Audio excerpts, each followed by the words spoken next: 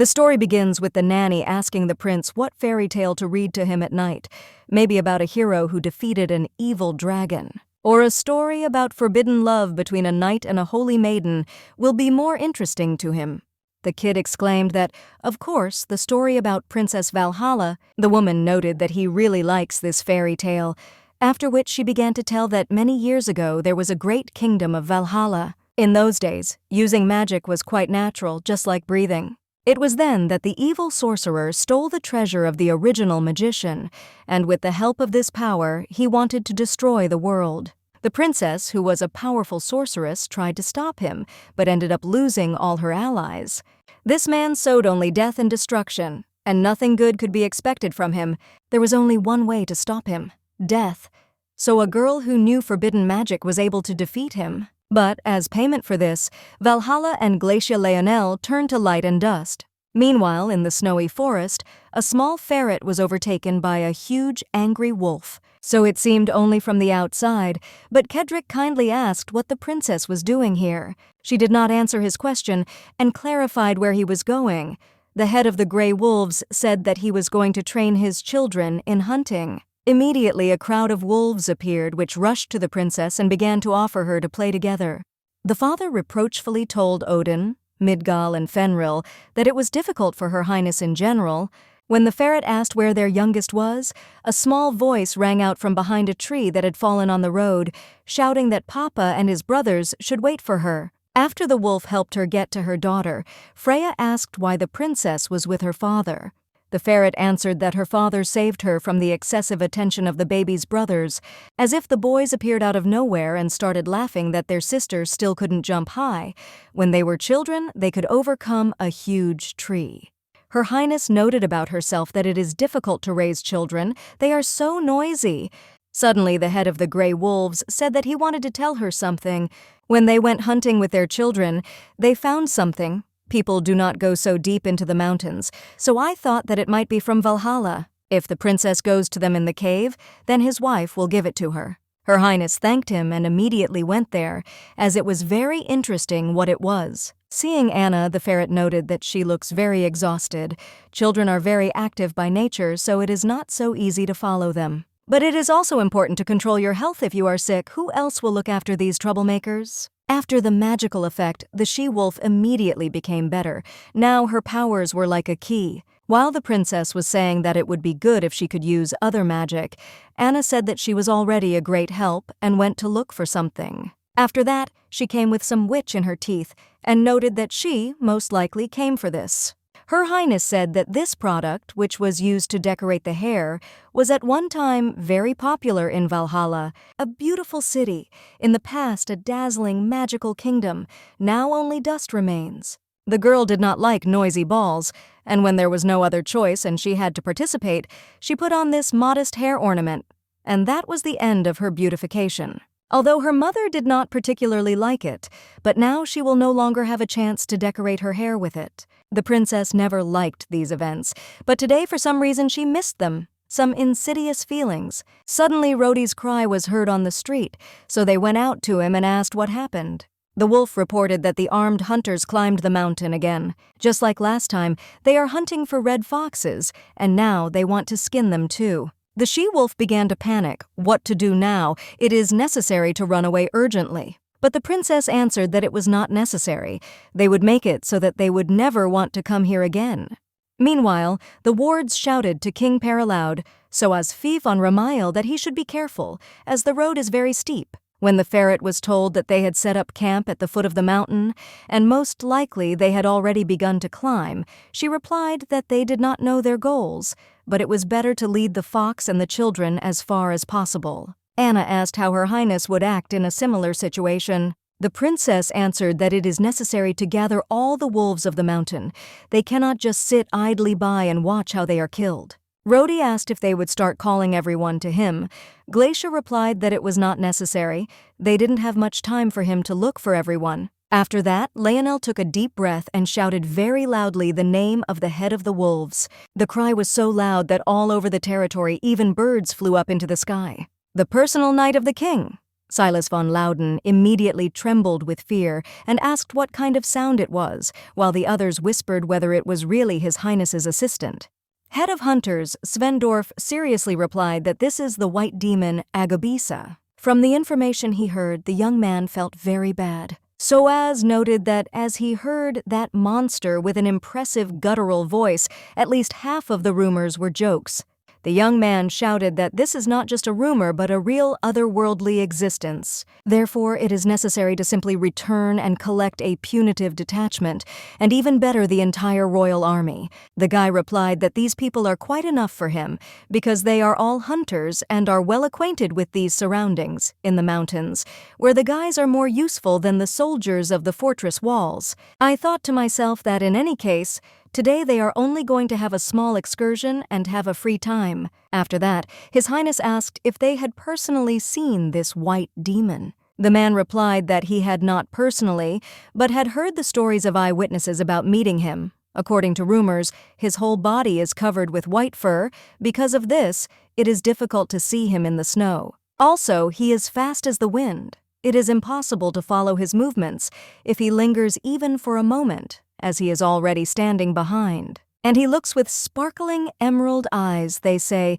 This is a shuddering feeling that cannot be expressed in words. The king asked whether among those who encountered the white demon, there were those who disappeared or died. The hunter thought about it and answered that no, in principle they all maimed themselves when they tried to run away from him. Ramael asked if the knight had heard him, that he was not worried about anything, so they needed to hurry. Otherwise they had already lingered too long in one place. After that, he threw a bag to the young man and added that in return, he was giving him this incredibly valuable thing. In the middle, there was a magnificent dried beef from Mount Lengolan. The dried meat given by the king with his own hands is a great honor, isn't it? The young man shouted that it is true. He loves this dish the most, but life is much more valuable to him. The hunter thought that he did not understand who was in charge and who was subordinate. The young man said that as soon as they arrived at the camp, they would rest a little and descend from the mountain. Until then, let them keep everything a secret from the knight Silas. After some time, the king asked what kind of bird was flying in the sky. When the guy answered that it seems to be a sea duck, Soaz wondered where it came from. Is there really a sea nearby? The young man explained that if you cross Agobes, you can immediately find yourself on the shore of the North Sea. His Highness answered that perhaps, but do sea ducks usually fly in circles over one place? When the hunter replied that no, unless it was an eagle or a hawk, Ramael muttered that it was strange, that it seemed that they were communicating their location to someone. After the too violent reaction of the hunter, the guy asked him to behave more calmly. Suddenly a knight came running, who began to complain that this thief had stolen his dried beef and ran away. After that, he pointed with his finger at a sea duck that flew away with a bag in its beak. His Highness exhaled that they were just hunting for food, because birds cannot communicate their location. Silas shouted that even if he is hungry, you can't steal someone else's. The guy will not forgive him and will show his shooting skills. It turned out that he grabbed the bow from the hands of the hunter, to which the king said that he should not worry. He is bad at shooting, so he will return soon. Then he noted that it was getting colder, plus it was snowing, so it was time to go down the mountain. Suddenly there was a loud cry of his ward. The young man angrily asked why he was so upset this time. The young man had genuine horror on his face, and he was pointing somewhere with his finger. It turned out that the huge emerald eyes of a white demon appeared from the depths of the forest. His Highness shouted that these are wolves. A whole group surrounds them from all sides.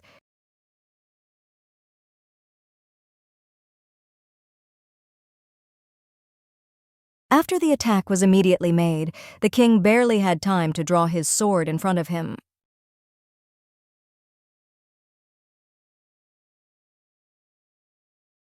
The young man struggled, but still managed to fend off him and emerge victorious.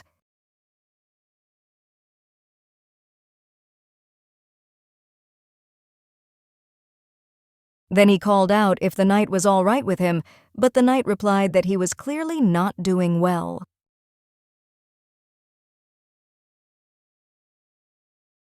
The young man objected that judging by the fact that he is still talking, everything is not so bad.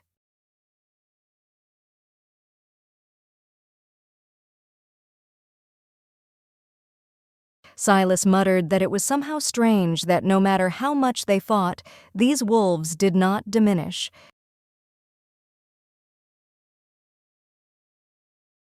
No matter how much they cut and shoot with a bow, the wounds on them instantly tighten.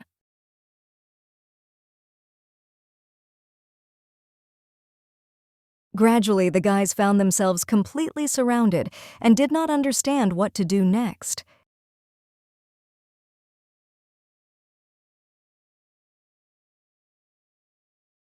The guy said that it was as if they were aimed at His Highness.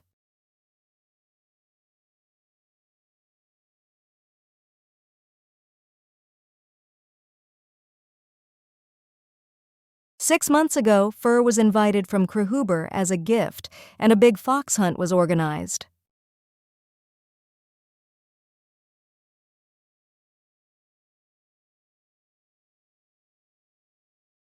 Maybe all these animals are just taking revenge for their friends at the moment.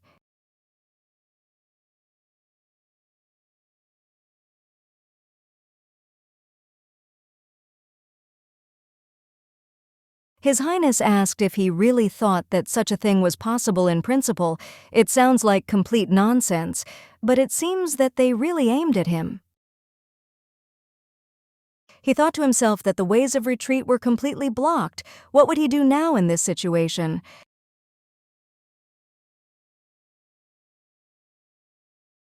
Then the young man noticed that the horse was still alive, so he had an idea.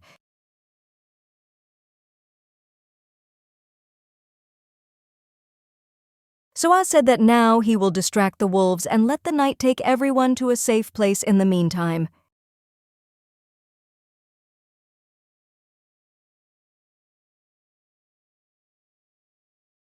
The young man shouted that he would not leave him for anything. What would happen to him during this time?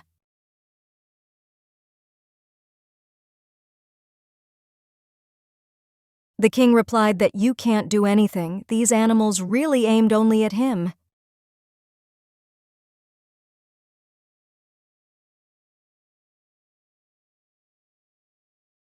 While the boy was shouting that some knight should leave his master alone, His Highness called a horse and quickly jumped on it.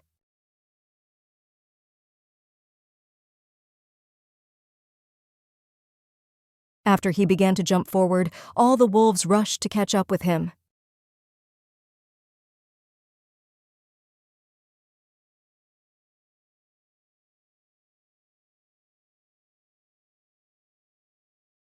On the way, he noted that he had already moved far from the camp, and to top it all off, heavy snowfall had begun.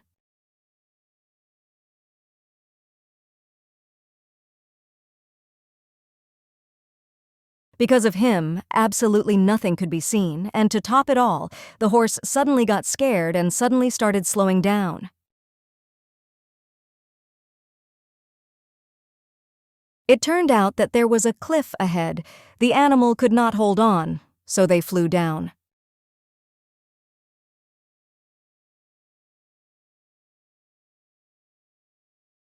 Lying on the ground, the young man thought to himself that he would really die like this, being eaten by wolves in the mountains.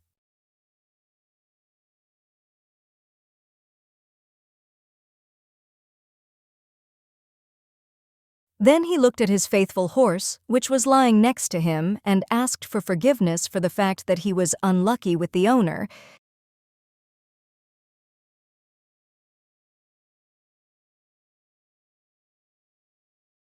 He saw a shadow in front of him, but he could not fully see it, as he began to lose consciousness.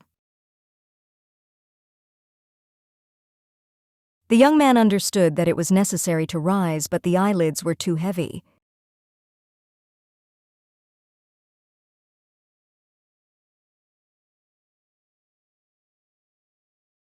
Sometime later, the guy came to himself and heard someone's female voice. He thought that he should get up and thank the Savior.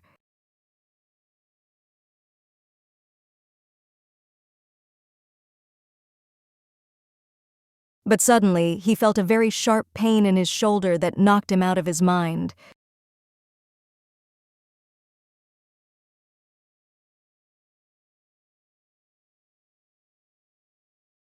The princess immediately said that the man woke up, so let the wolf return to himself.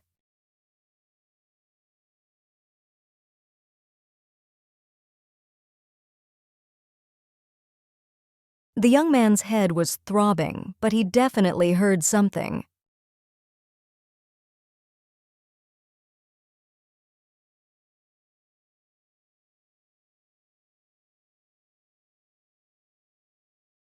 But the king did not expect to see a cute little animal next to him.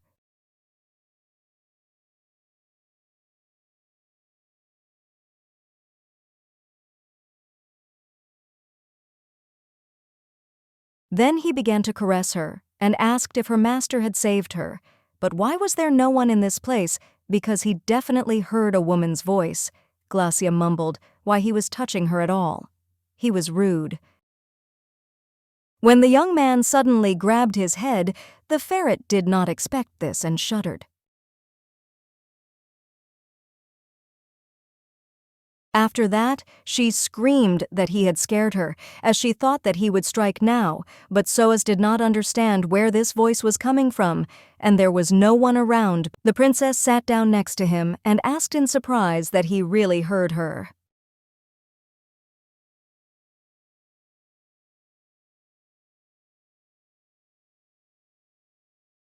His Highness looked at her in astonishment and simply nodded as he was in shock.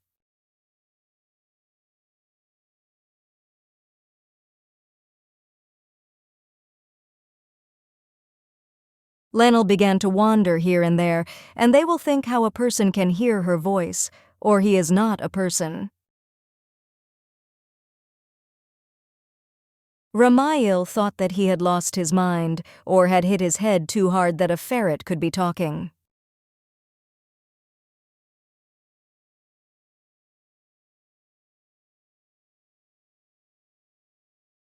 Then he decided that it was all just a dream, because it was simply impossible.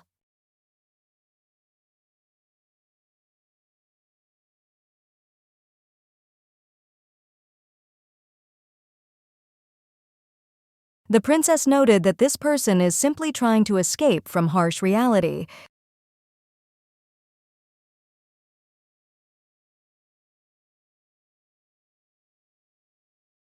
After that, she brought him a root and told him to eat, since he had slept for 3 whole days, so he must be very hungry.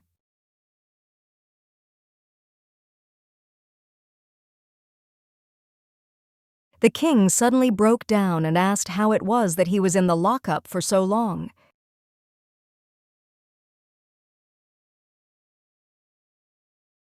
Glacia replied that after the fall, absolutely all the bones in his body were crushed. It was a miracle that he did not die.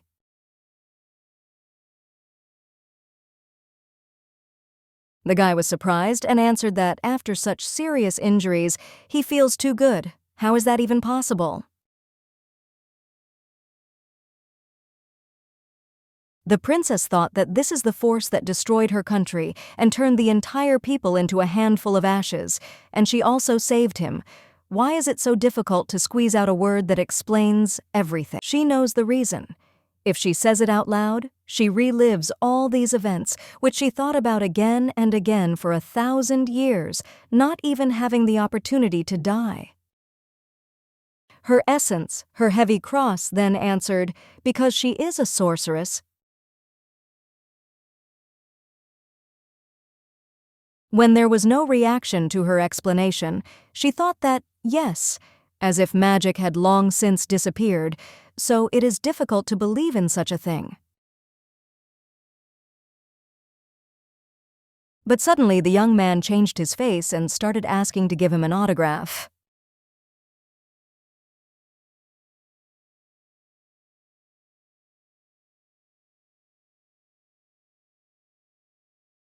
Since there is no paper in this place, let him use his back, after which he opened his clothes.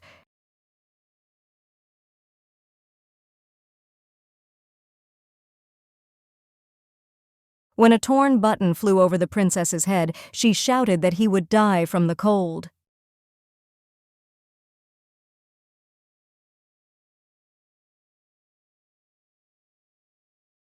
His Highness exclaimed that he has no paper, There is no second option.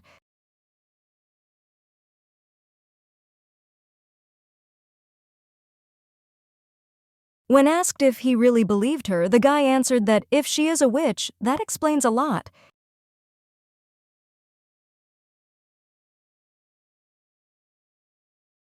Everyone said that magic had disappeared from their world, but he continued to believe that someday he would meet a magician. The princess thought to herself that she did not disappear, just that people who are afraid of destruction got rid of her.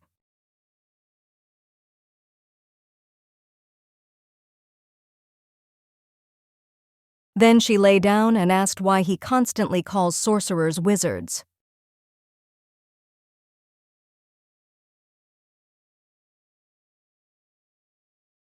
The young man exclaimed that, to think only, he really heard these words, so she really is a witch.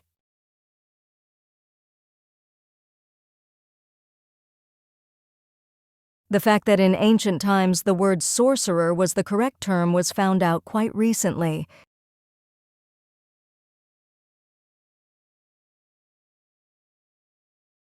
Those who are not interested in ancient history, like him, only know the word wizard. The princess did not like being called ancient.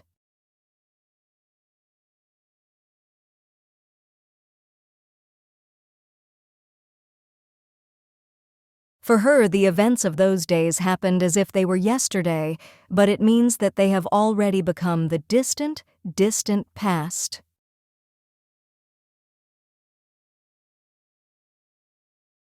A 1,000 years have passed since witchcraft began to disappear. It is impossible to hold back the passing times.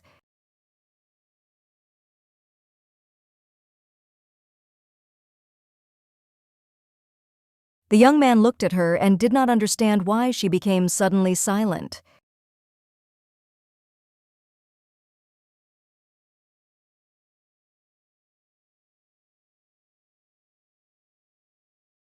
Before this, the guy was so confused that he didn't even think about looking around.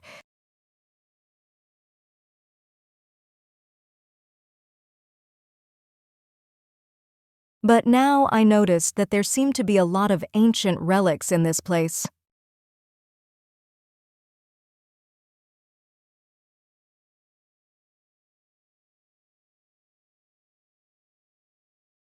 It is very interesting how valuable they are. Then he took the pot in his hands, and after examining the pattern, he concluded that Miss Ferret is a witch from Valhalla. When he studied ancient history, it was precisely this civilization that attracted his attention the most. He did not expect to see it here at all. Then he noticed that the ferret simply froze and did not take her emerald eyes off him.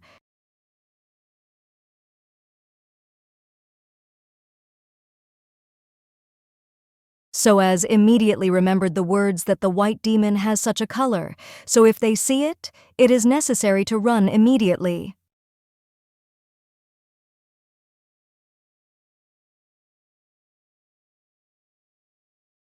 Horyok said that at first she did not want to save him at all. They, people, mercilessly invaded the mountain range of Agobes, who took her, who had nowhere to go. She was once a human too, so she knows that it was just a hunt for animals. But does he know what the cry of a bald woman who has lost her father, mother, or brothers sounds like?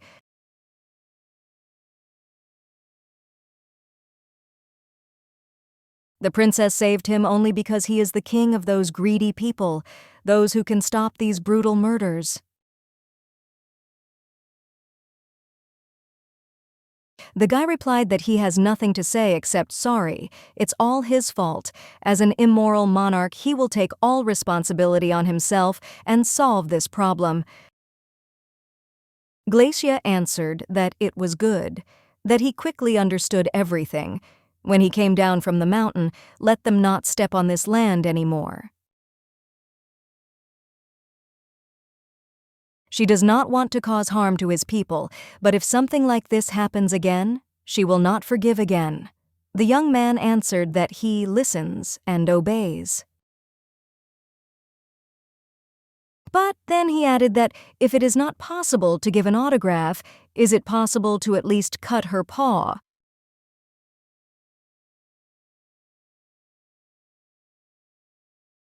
I got a positive answer. A young man did it carefully.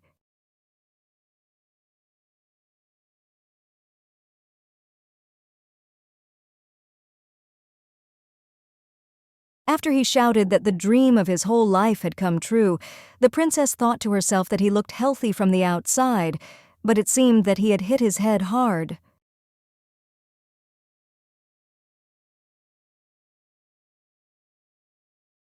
The king thanked her and said that he would never wash this hand again.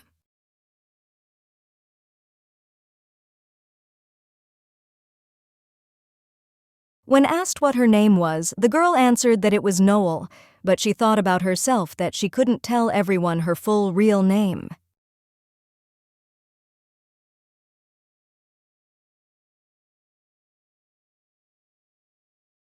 When the young man said that his name was Soaz, the ferret remarked that the name was like that of a forest fairy.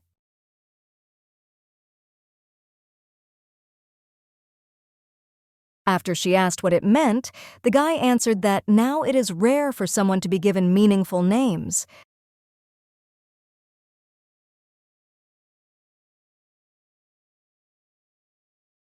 The princess exclaimed that this world has become completely soulless. Her mother gave her the name, and it means the color blue.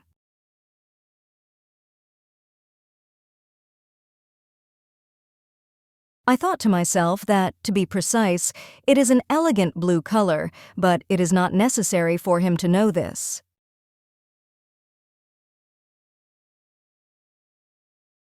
The young man objected that, after all, Paraloud is of a very traditional type, and there are many of those whose name has a special meaning. Hearing this name, the princess remembered how long ago she was told that someone had founded a kingdom on the ruins of Valhalla.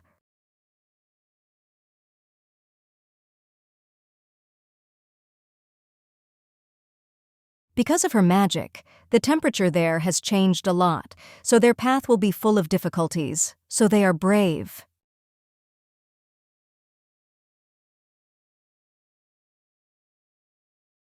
After that, she said that she would take care of him until he came down from the mountain.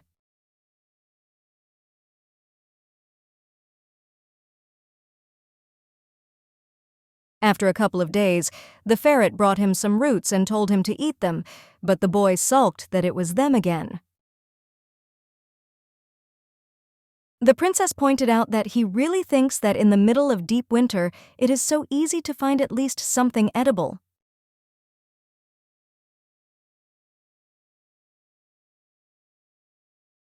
The young man answered that he eats only recently, sometimes alternating with the bark of a tree.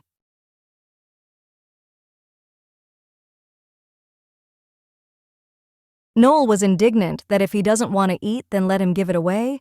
He doesn't seem to know what gratitude is at all.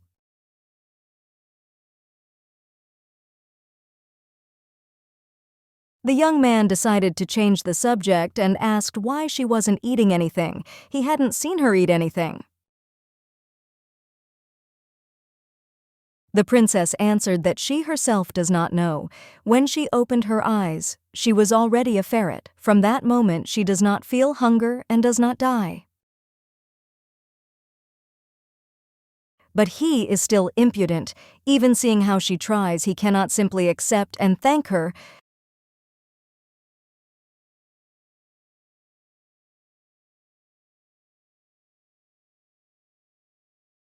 How dare he sit here and choose dishes? It seems that he is already mad with Fat. If he continues to behave like this, she will throw him off the cliff for the second time. The young man muttered that at such a pace he would soon faint from exhaustion.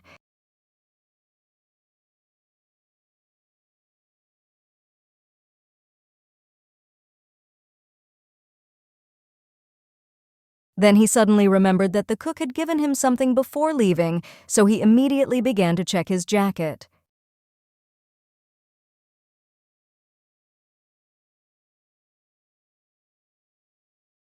After that, he took out a bag with the most delicious dried beef.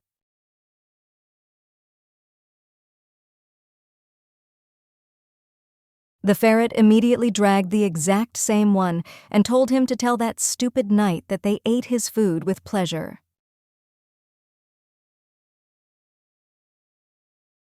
The guy asked if that sea duck was really a scout, so he didn't think so.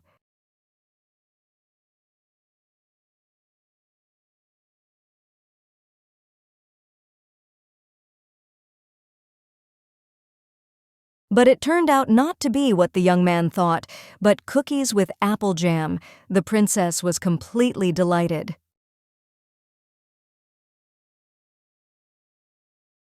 Therefore, she immediately began to ask the young man to give her a little.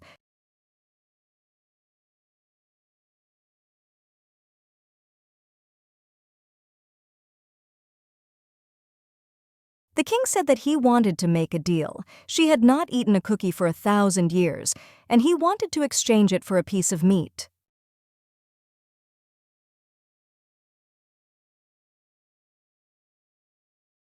The girl muttered that the wolves should have meat, but would they give it to a human?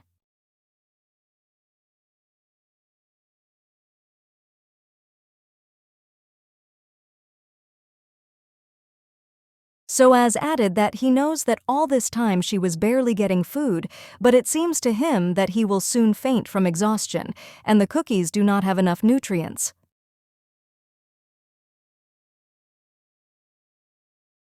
The girl replied that it's okay, she'll try to find him meat. She goes to the wolves and let him wait here quietly.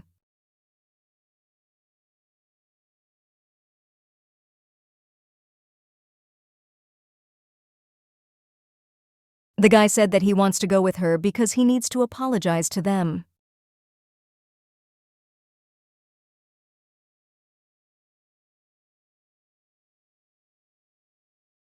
When asked if he was afraid that angry animals might kill him, the young man answered that he was going to them to apologize and not to ask him to be happy.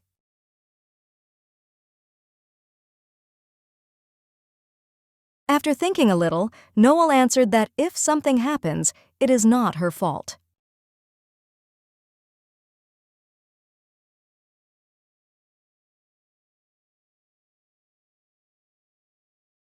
Having gone outside, the young man remarked that the sun shines so brightly that it blinds the eyes, but the view is simply stunning. His Highness could not have imagined that the surroundings were so beautiful.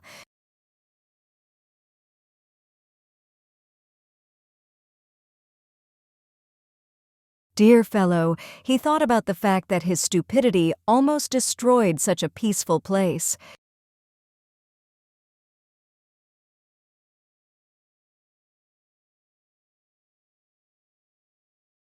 Suddenly the princess shouted that if he was lagging behind, she would just leave him there and leave. Soaz immediately ran after her. On the way, the young man thought that he wanted to know so much about her. Apparently, she is the same person.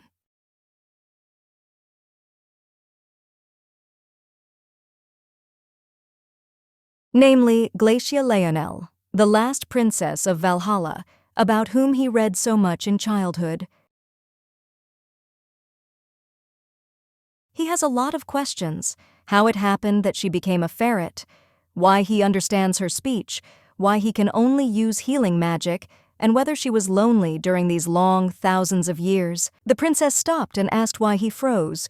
Was he already tired?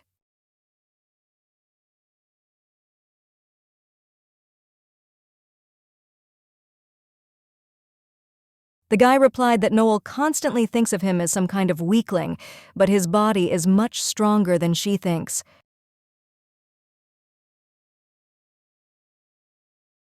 The girl was surprised. And what a young man can read her thoughts, or how.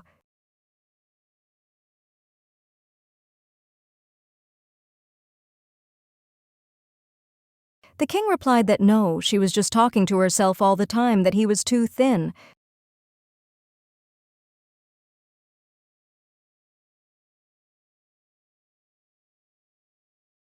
The ferret muttered that it is so thin that it resembles a tree branch, but still manages to catch it.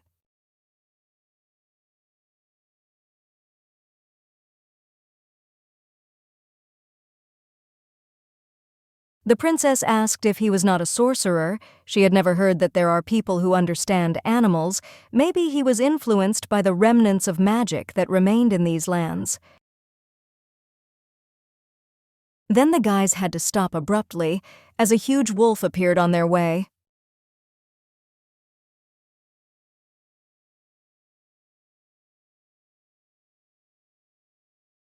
The animal was angry because she brought the man here. They saved his life because the girl asked them for it. But why is she showing him their forest?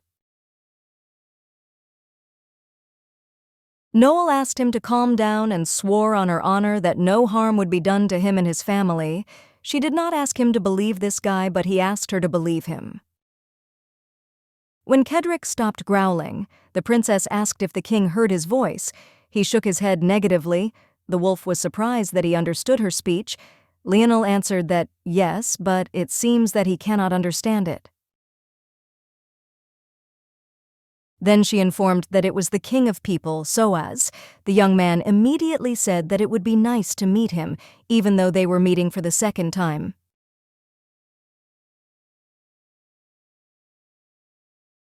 The sorceress explained that this is the head of gray wolves. It was he who brought it to the cave.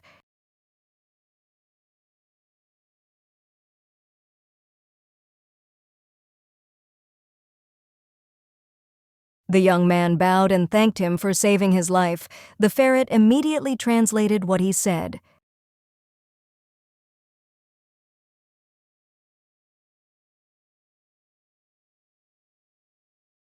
Then she added that it is a little awkward to talk about it in such a situation, but the person has nothing to eat, so could they share a little meat?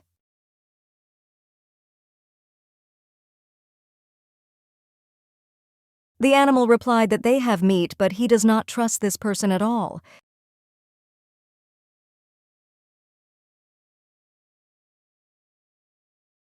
Suddenly, as soon as he descends from the mountain, he will immediately call the hunters here again. Who knows how? The girl answered that after living with him for a while, she understood that he was not such a person. Then she began to try to explain the incident with the foxes.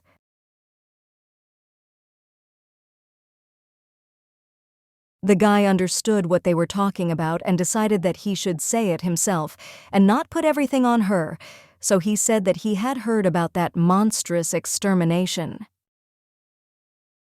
It was he who gave such an order, therefore he does not dare to say that he did not know about it, and he knows that this concession will never be forgiven, but now hunting for Mount Agabus will be prohibited, and whoever violates the prohibition will be severely punished. The king does not dare to ask them for forgiveness, but he hopes that they will give him a chance to correct this terrible tragedy so that it will never happen again.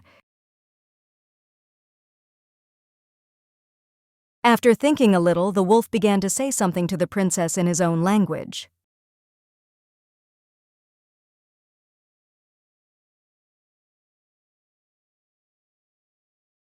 After that, she approached the young man and told him to thank Kedrick because he said that they would share the meat.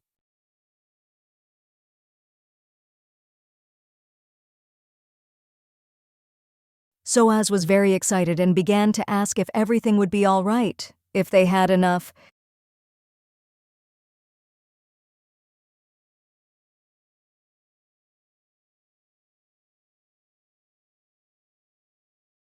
Noel said that not long ago he was talking about how hungry he was, and now he suddenly became conscientious. That's enough. Just let him thank you, and that's it. When the young man said thank you, and the ferret translated it to the wolf, he immediately went to get food.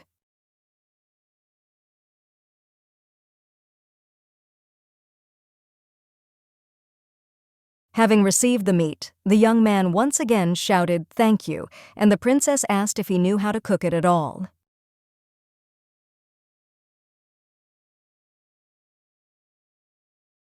The king replied that, of course, cooking for parallowed men is the basis of the basics.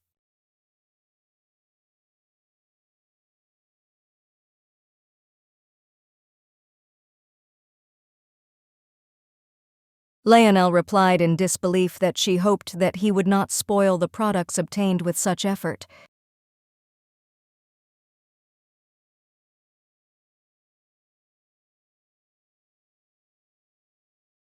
The wolf watched all this from the side and thought that for the first time he saw that the princess was so cheerful. She really missed people.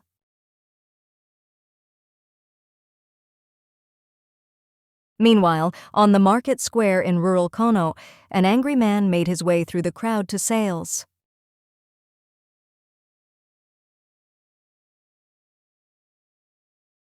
The uncle immediately threw a fist at the young man's face, who shouted how he dared to abandon his king and return alone. How could he even call himself a knight after that? He at least imagines how Duke David is.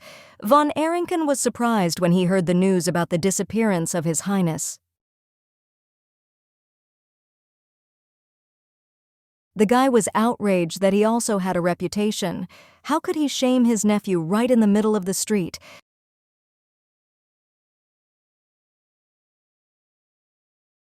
After these words, the man silently began to draw the sword of his assistant, Devon.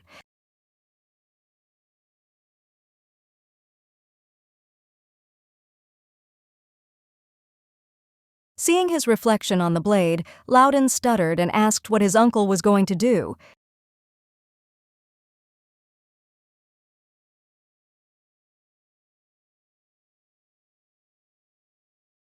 The Duke began to chase the young man, brandishing a weapon and yelling that he would just kill him now.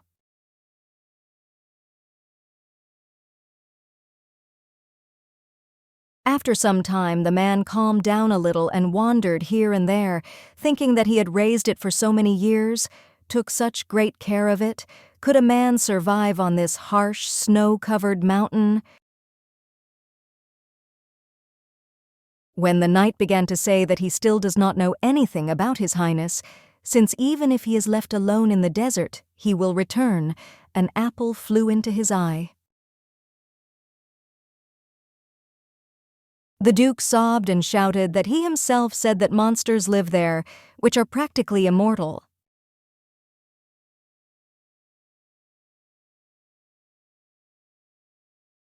The young man answered that this is so, but the uncle himself knows that this has already happened several times. The king is just a magnet for incidents.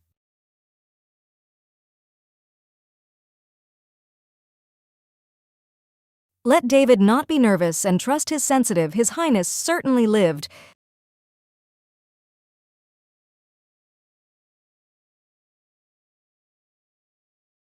Now, when the weather has improved, the search parties can go up the mountain again. For sure, he has already caught the deer, roasted it, and is eating. There is no need to worry so much. Meanwhile, the young man ate his heart out and felt alive again. It was warm, his stomach was full, and Noel was next to him. How nice. After that, he took the ferret in his arms and declared that perhaps he will live in this place. But the princess asked with what joy.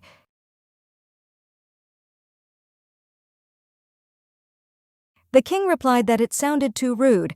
Lionel objected that because he had some nonsense.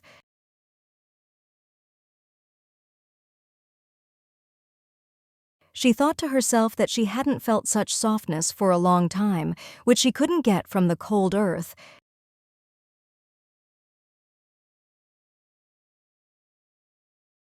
The young man asked if he could ask her one question.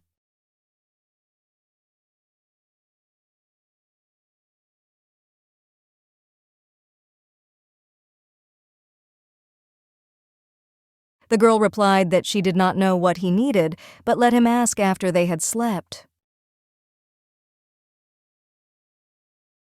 The boy muttered that he would ask this question after all. The princess shouted that he should speak already.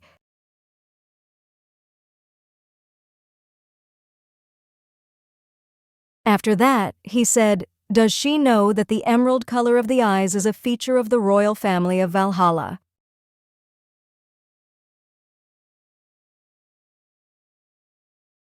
The ferret is none other than Glacia Lionel. The girl answered that he is a cunning man and he figured it out quite quickly.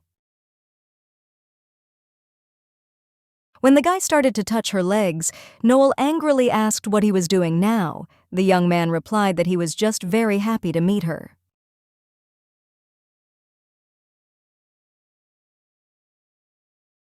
The princess declared that she was filled with indignation just by looking at this contented face.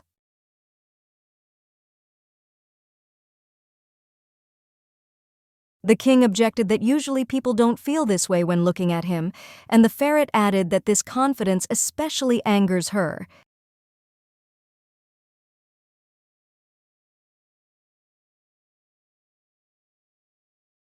Then she asked how Soaz knew about her at all. The guy was surprised that it was really so strange that he had heard about her.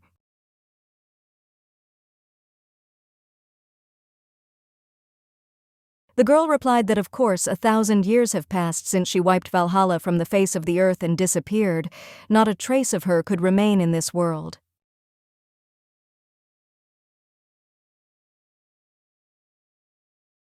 The guy started spinning her around himself and said that he saw her portrait.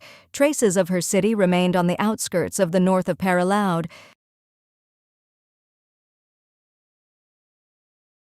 If you go upstream from the capital, you can reach the lands on the border of which a warm spring has spread.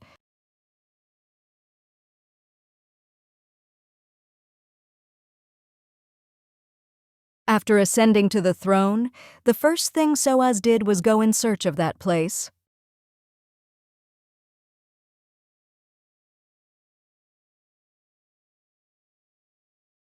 It was very hot there, and the young man almost saw spring flowers for the first time.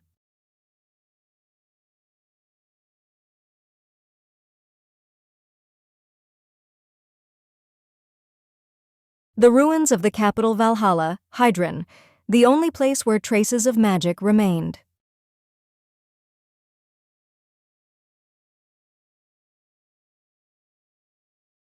From the very first moment, when the boy first heard the tale about this mysterious kingdom, he fell in love with their city, their magic, and the princess, whose story ended so tragically.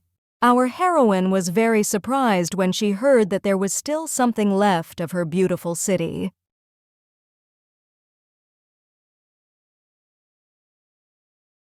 The young man began to imagine that he was giving her a tour and told them that the library was partially intact.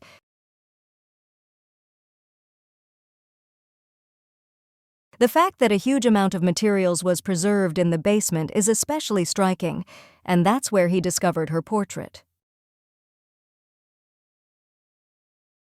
Also, thanks to this, it was possible to develop research about Valhalla, after which he froze and asked what happened to her facial expression.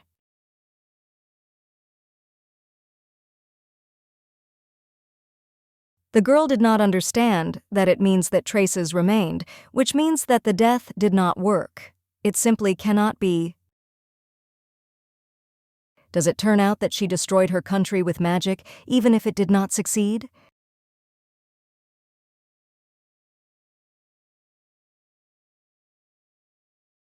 Imprisonment in the body of a ferret is the price for using forbidden magic, or how, in a powerless body with which it is impossible to do anything, she is doomed to forever look. This is a real curse now, princess. I really want to die.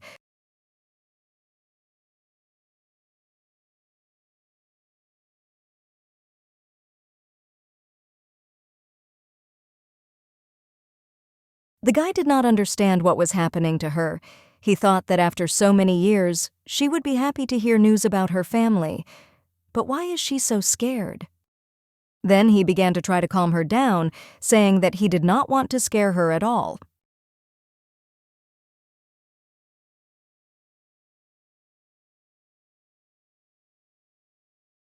Lionel continued to think that if the evil sorcerer had remained alive, the world would not have remained so peaceful, so she did not completely fail. After that, she asked about the condition of the documents in the Hadamian library.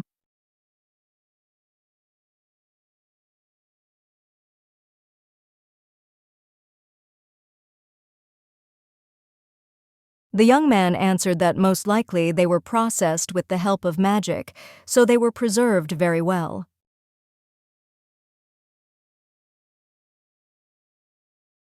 Then he asked if she wanted to go there. The girl answered that she was curious about what documents were left there.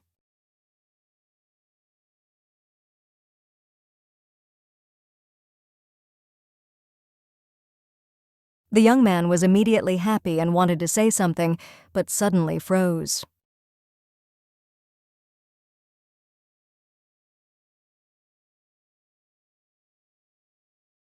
This seemed too suspicious to the princess, so she asked what he had done.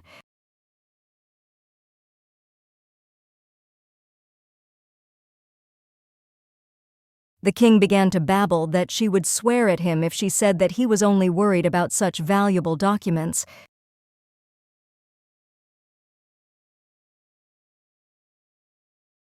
After he confessed that he had moved everything to the castle because he was afraid that they would be lost, the sorceress exclaimed how it was possible to drag such a huge pile of books.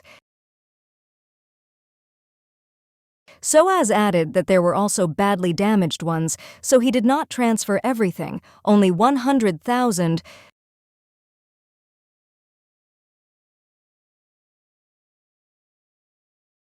The princess exclaimed, "He's lost his mind. How did he manage to do this? Because the guy doesn't even know how to use magic."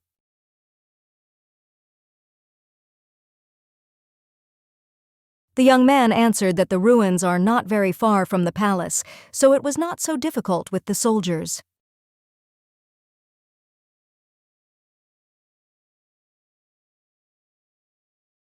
When Noel asked what kind of books there were, the young man replied that most of them seemed to tell how to draw a magic circle.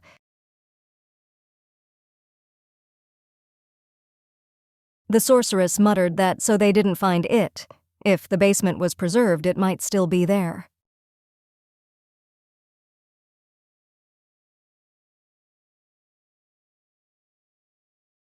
It is not known if she will be able to open it with this body, unable to use magic, maybe even die.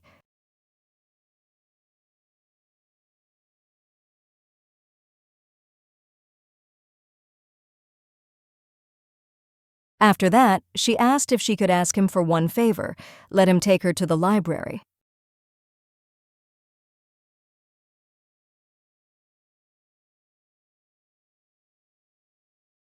The guy replied that he must remind her that she is a ferret. The girl is so cute that it hurts his heart, but he will do everything she wishes. Then he wondered why she wanted to go there, because he had moved all the relics and documents to the castle.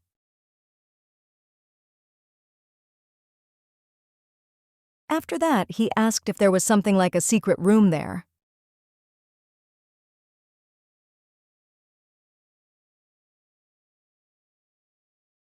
The princess replied that he is sensible. In former times, she would have taken him as her assistant.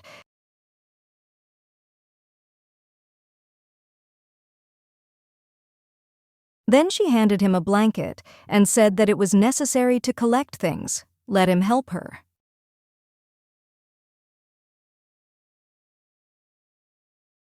Then she lay down to rest, while the young man ran here and there and put together everything she needed.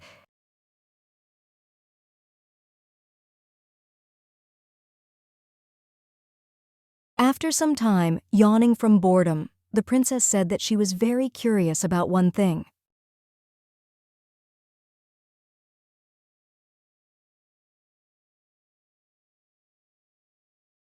The king immediately said that she could ask him at least 100 questions, and he would gladly answer them all.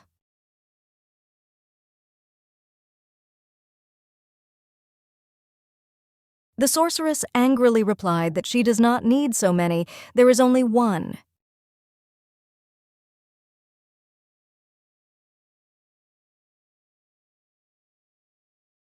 Then she muttered that she was going to kill him. Would he not hate her now?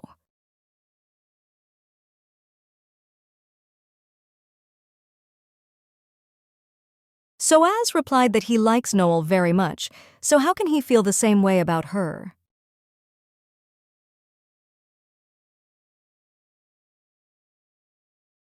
Suddenly, the girl choked and began to cough, asking if he really hit his head so hard.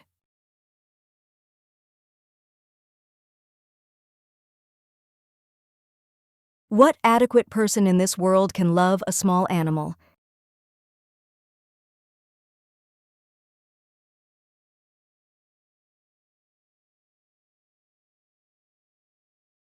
Patting the princess on the back, the young man said that she is simply in the form of a ferret, and besides he likes not him, but Glazia Leonel.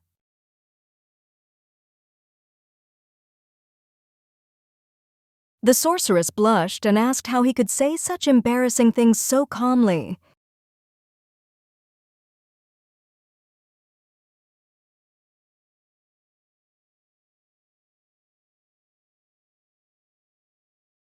The king in response asked why he should be embarrassed by the fact that he is pleased with the feeling of love for someone.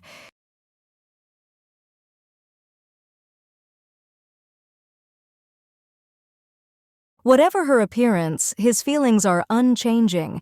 In the past, he often looked at her portrait, imagining what kind of person she is. Then the guy thought that she was a little restrained, but he likes that the sorceress is more domineering by nature.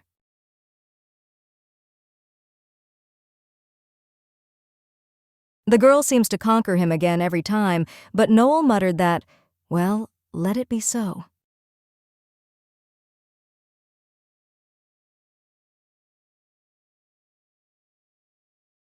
After that, she said that, if you think like that, then for the first time in her life, she sees a similar hair color.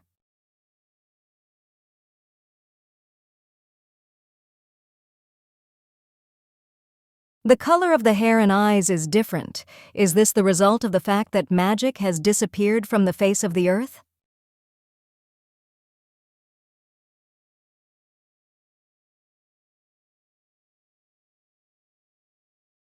Soaz replied that he did not know. It was so natural that he had never thought about it, and that at that time it was something special or something.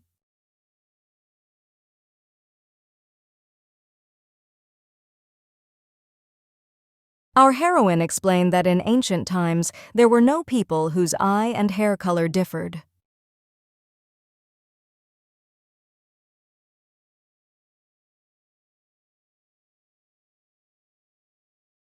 She has seen many things, but she is seeing something like this, similar to molten silver, for the first time. The king answered that different hair and eye color is a completely normal thing, but silver hair is only in their family.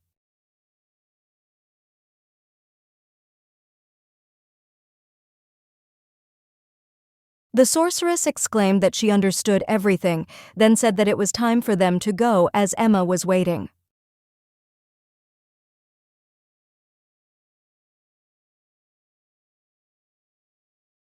When asked who this is, the ferret answered that let him follow her, then he will see.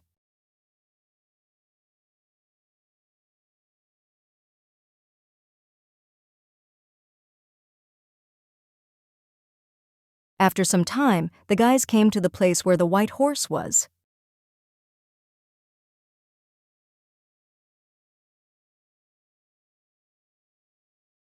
Noel reported that the animal was dying next to him, and she saved him and gave him a place to live.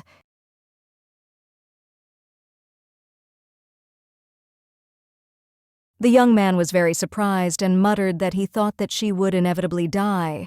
He was so glad that the horse was okay, just to think he didn't even know the name of his savior.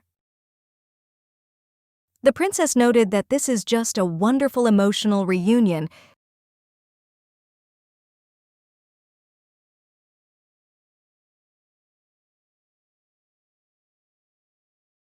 But suddenly the animal growled loudly, stood up on its tail, and hovered over His Majesty.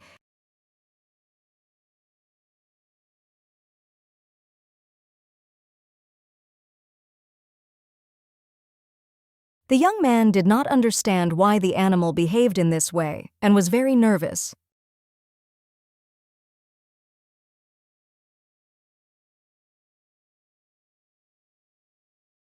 The princess tried to dodge her hoof and shouted, "How could you be so inattentive?"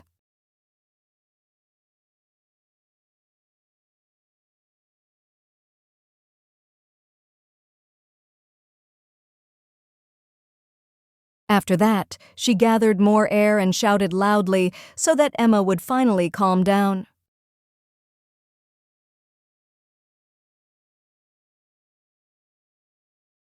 She immediately stopped and asked for forgiveness, said that she was too worried and began to lose her mind. Then she fell to her knees and cried, what should she do now, because she is so ashamed of her behavior.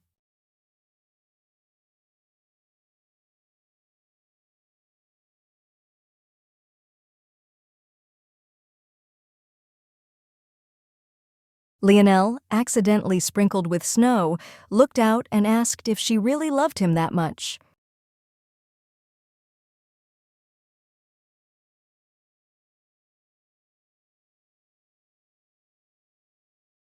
The horse immediately began to ask her to speak more quietly, but the ferret objected that everything is fine, he does not understand anything.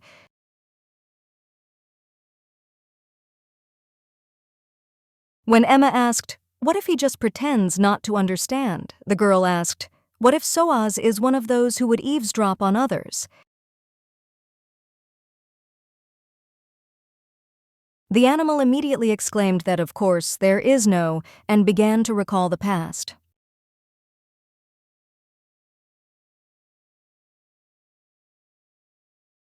Some time ago, when the king chose her, he was advised to choose another horse.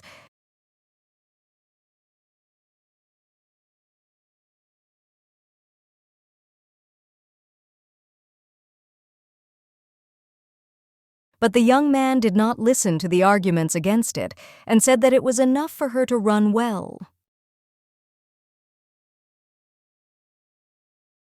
After that, she added that His Highness is a very kind and honest person.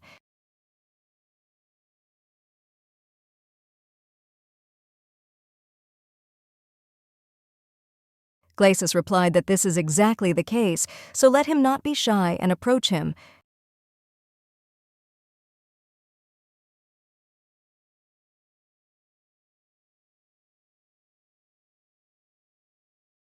Then she shouted to the king that everything is all right now so he can come to them.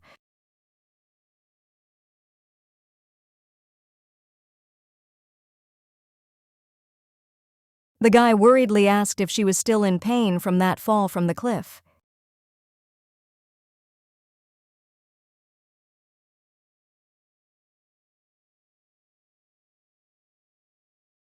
The princess answered that no, everything is fine.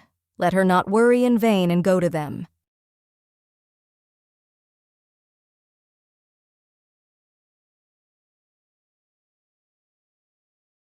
A young man immediately approached her and said that he was very sorry that she had to go through such torture.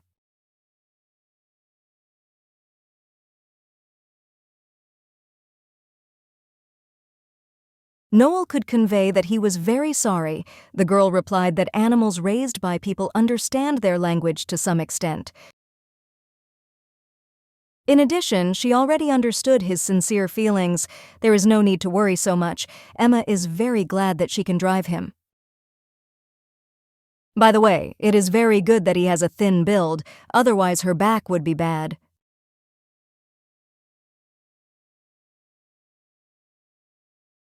The young man indignantly replied that he had already said that it was just a string. If she wanted, he could undress right here, but the ferret replied that it was not necessary. After that, he asked where she was going in general. The princess answered that she was home.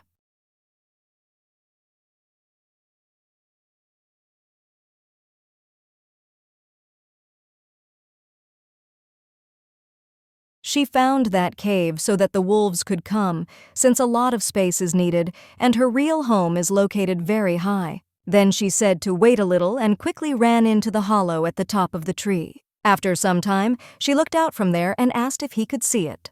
His Highness shouted that Glacia seems to have hung something around her neck. When asked how much the guy knows about her, He answered that there is no one in the world who knows her better than he does. The girl answered that actually it is a little annoying. The king objected that it was just a pure passion for learning, but why does she ask about it at all? Noel went down and said she had to show it before they got down from the mountains. Maybe he knows what it is. Soaz muttered that it was not made of silver or iron. It was the first time he had seen such a metal. Glacia replied that she also does not know the true essence of this chain. It's a pity, but she discovered it only after the destruction of the country. It seems that he has not yet guessed what it is. When the sorceress asked if he would understand if she said that this was the treasure that the first magician had, the young man began to guess what she was talking about. Looking at his stunned expression, the girl answered that it is true, this is the source of magic, Ostara. The original source of magic, which the first sorcerer brought to this earth, is the soul of the god Ostara. The young man heard about this treasure, but did not even know what it looked like, because he heard only what was written in the fairy tale. Valhalla was destroyed because of him. The guy wondered if he should talk about the fact that the fairy tale tells about the end of Noel. She is so afraid because of the fact that there are traces, and if she finds out that he is telling this story to the children at night, she will surely feel bad. He cannot talk about it. Then he replied that he simply had to know this, because he is the one who knows her best in the world. Let him tell him everything about the necklace. The princess first said that he is saying embarrassing things again, then added that, in fact, this is an ancient legend about the foundation of her country. In the past, the northern part was so barren that people could not get themselves even a normal pair of shoes. Gradually, a huge number of people began to die of cold and hunger. It was then that the first sorcerer with an emerald necklace descended into the real world. This was their ancestor and the founding queen of the country, Glacia Altra. For those people, she was like a god. The girl saw people shivering and dying from the cold in the north and decided to share the magic that belonged to her. After she drew a huge magic circle on the ground, she placed a necklace in the center of the ego. Magical power splashed out and spread across the world, coloring it in an emerald color and giving all people, without exception, the opportunity to learn magic. Then the first sorceress began to teach people about various things: culture, skills, magic, and much more. She shared all kinds of knowledge, and gradually everyone began to gather around her. And this became the beginning of the kingdom of Valhalla. It was all thanks to the mighty power of Ostara. In the end, because of the person who desired it, the country was destroyed. When it woke up, only this chain lay in its head. It does not know whether the watchmaker's stone was split by the force of destruction. When the guy asked why the watchmaker, the girl answered that this is the second name of the stone that was on the chain.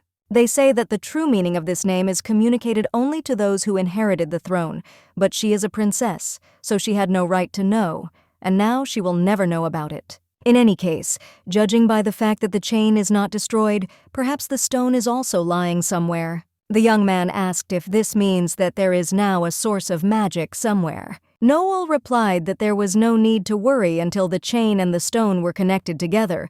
It was nothing more than a beautiful cobblestone. If something had happened within 1,000 years, she would have known about everything at once, because he can't help but feel his energy, because he's been taking care of him since he was 6 years old. The young man pressed her to him and said that she would not necessarily make herself laugh. The girl muttered that, apparently, she was too weak to take comfort from such a baby. The guy thought to himself that Noel would think of him as a child again when he realized that he was a man, and then asked if she had taken everything away now. The princess answered that, yes, now all that remains is to say goodbye to the guys and leave. Suddenly, when looking at the young man, Dalmi began to twinkle. It probably just seemed to her why she suddenly remembered her at all. After that, she said that they are leaving tomorrow, so let them go to bed early. When Leonel announced that she was leaving, the wolves threw a tantrum so that she would not leave and stay with them. Kedrick interrupted them by saying that she had already decided everything. This was not a matter in which they could speak for or against. Anna supported him, that this is true, so let them say goodbye to her with dignity. Suffocating with tears, the guy said that she must remember them. If it's difficult, let her necessarily come back. The girl answered that she could forget them at all. Of course, she would remember them forever. Then she waved goodbye and said that if something happens, let them write her a letter. The wolves looked after her and thought that she was so stupid. How could they write anything? On the way, the ferret said that it had been several days since he disappeared. Why no one had gone to look for him? The king replied that it might be because there was a servant with him who did not differ in loyalty. The princess objected that he certainly has money, so he can return on his own. When the guy answered that the same servant kept the money, the girl asked if he would be able to return to his country at all. The conversation was interrupted by the cry of a sea duck, which reported that something bad had happened, and it was necessary to return to the mountain and look into it. After Noel asked what happened, the bird answered that armed people are coming up here. The head of the pack of wolves told him that now she is not with them and they must decide everything on their own, so he gathered everyone and headed towards the people. The girl immediately jumped on the horse and shouted that he should immediately get on Emma. She will explain everything along the way. The guy asked why so many soldiers had gathered. The ferret answered that, apparently, they had come to look for him. It was also said that they were led by a strong old man. Did he know him? The young man answered that it was probably Arrington. He behaved excessively if it concerned him. Meanwhile, the man shouted that there was no need to even think about rest until they found His Highness. If they encounter wolves, something irreparable will happen. They must be stopped. When he saw soldiers ahead, he shouted to them not to do anything since he is here, so let them drop their weapons. A huge pack of wolves gathered in front of the people, and each of them did not know what to expect from each other. The princess noted that they are too far away and do not seem to hear him. If this goes on, they will all die. It dawned on Soaz that she could shout the roar of a white demon, and then they would be surprised and stop. The girl replied that she was not, let her close her ears, after which she took a deep breath and screamed very loudly. People immediately grabbed their heads and started asking each other in amazement what this noise was. The cowardly knight said that this was the roar of the white demon that had attacked them earlier. It would be better to retreat before it was too late. The man became enraged and shouted that everyone froze, to immediately raise their weapons. Are they really afraid and running away from a monster that they have never even seen in person? But suddenly, in front of them, the sword of His own Highness plunged into the ground. After that, the king himself appeared, who shouted that they immediately stop the attack. The wolf was astonished to see the princess, and the man to see Soaz. After that, the man exclaimed that the young man is already here, so now they will come to an end. But suddenly the guy stood in front of them and ordered everyone to immediately lower their weapons. It is necessary to show respect. Arrington asked how they could do this before the beasts that had harmed His Highness. The young man shouted that this is the king's order. Have they decided to listen to him? The knights really didn't want to do this, but still they decided that they couldn't break the order. Kedrick stated that, it turns out, it was true, that he was able to stop the conflict. The ferret asked if she was wrong at least once. When the head of the pack replied that, of course, the princess is always right, the girl remarked that he was a slob. After that, she added that, indeed, it is already time. This is their second parting, so there is no need for farewells. The animal thought to itself that the girl was so confident that she would never return to this place. He very much hopes that her days will be filled only with grace. Sometime later, the locals did not understand why there was this noise from the very morning, which is happening at all. Then there was an announcement that the white demon was badly wounded by brave soldiers and hid deep in the mountains. But since he was still alive, it is impossible to guarantee complete safety. Therefore, from this moment on, the hunting camp will be closed, and the entrance to the mountain will be prohibited. The princess was very angry when she read this and muttered that she simply had no words. After that, she threw the advertisement in the direction of the king and was outraged that he dared to make her a monster. The young man replied that it would be better if it were not for this. The people would protest. The ferret asked what would happen to the simple hunters. One day they all lost their jobs. The guy replied that he was just about to start a new business, so he would entrust it to them. Just as strong people were needed, everything turned out perfectly. Noel noted that he had this strange expression on his face again. What was he up to this time? Soaz explained that they had to create a new export product. From the very beginning, Krehuber needed a proposal. Therefore, as a fee for permission to trade with other countries, they demanded fur tribute from them. The most difficult resource to satisfy has been specially chosen, which, moreover, will soon run out. At the moment when they will no longer be able to fulfill these demands, they will have a reason to declare war. Glacia was surprised that they demanded fur only because of this. Oxokos was a very peace-loving country, and how could the state formed in its place make such a vile concession? The king replied that he did not know the reason, but they always wanted to get the remains of Valhalla. The princess jumped up sharply and started shouting that she would just tear these bastards apart, but suddenly she felt very bad, and she began to feel nauseous from motion sickness. The guy took her in his arms and said that if a person with seasickness were to be shaken so sharply, it would naturally make him nauseous. The ferret muttered that if she could use other magic, they would have arrived long ago. It is really useless. Soaz replied that thanks to the fact that they were saved from the Valhalla road, they will reach the capital in just a day, after which he said that he was going to start a paper production business. Thanks to the ancient books they found in her library, they finally had hope. Using the technique described in the books, they will be able to make paper from trees. If they manage to mass-produce such paper from wood instead of expensive leather, they will be able to earn a lot of money. Then the food shortage in the north will finally be solved. Thanks to Noel and Valhalla, a huge number of people will survive. After saying that they have arrived, welcome to Perilaud. Meanwhile, the maids gossiped that His Highness could talk to animals. While one said that it was simply impossible, the other said that it was true. He stopped the huge wolves with one word. They say that the king damaged his head, and after that he began to hear the voices of animals. They also heard that a white mouse appeared and helped him, but the only thing that matters is that Soaz is the most magnificent of all the magicians of Valhalla. After some time, the guys came to His Highness's office. The guy sat down in his chair and declared that during his absence, a lot of state affairs had accumulated. While Noel was eating an apple cookie, the young man asked what Glacia meant.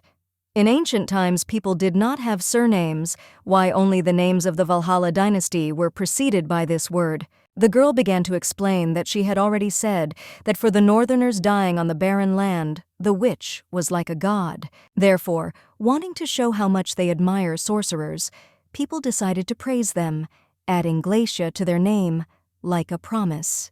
According to which only the first sorceress and her descendants can possess one more name before their own, having the opportunity to create magic without borrowing the magic of Ostara, they were for them an object of reverent awe. She doesn't know exactly why magic flows in their blood, but it was said that it was because the first witch swallowed a part of Ostara. The only thing she is sure of is that they are always born with emerald eyes and hair. The young man answered that they have something in common, because in his dynasty, they are also born with only silver-colored hair, and they are truly destined for each other. How much more beautiful she will be after removing the curse and returning to human form. Just thinking about it, his heart is ready to burst. After that, he jumped up and said that he wanted to show her something.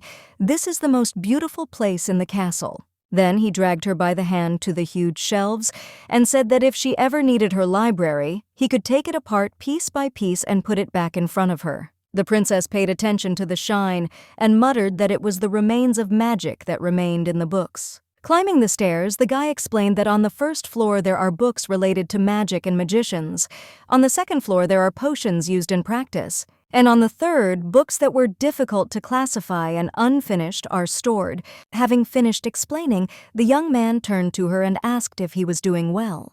Leonel answered that yes, among all that he did during this time, this is the most useful. The king immediately blushed and began muttering, "How can he be if he is so happy for just one compliment?" Then he took her in his arms and said, as he thought, he could not lose this miracle thanks to which he met her. Although they could not be together in the past, does she want to spend the future together? The girl immediately wondered whether she had a future at all, whether she would really be able to move forward. Suddenly the voice of Rannan rang out, who said that it was all because of her.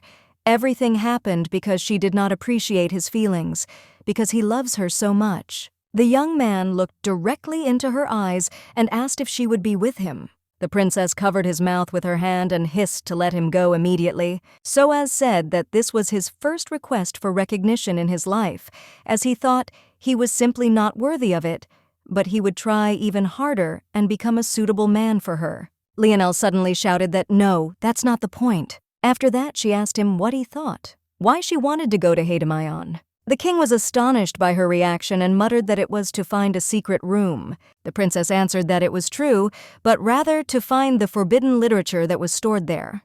One more treasure that the first witch brought with Ostara.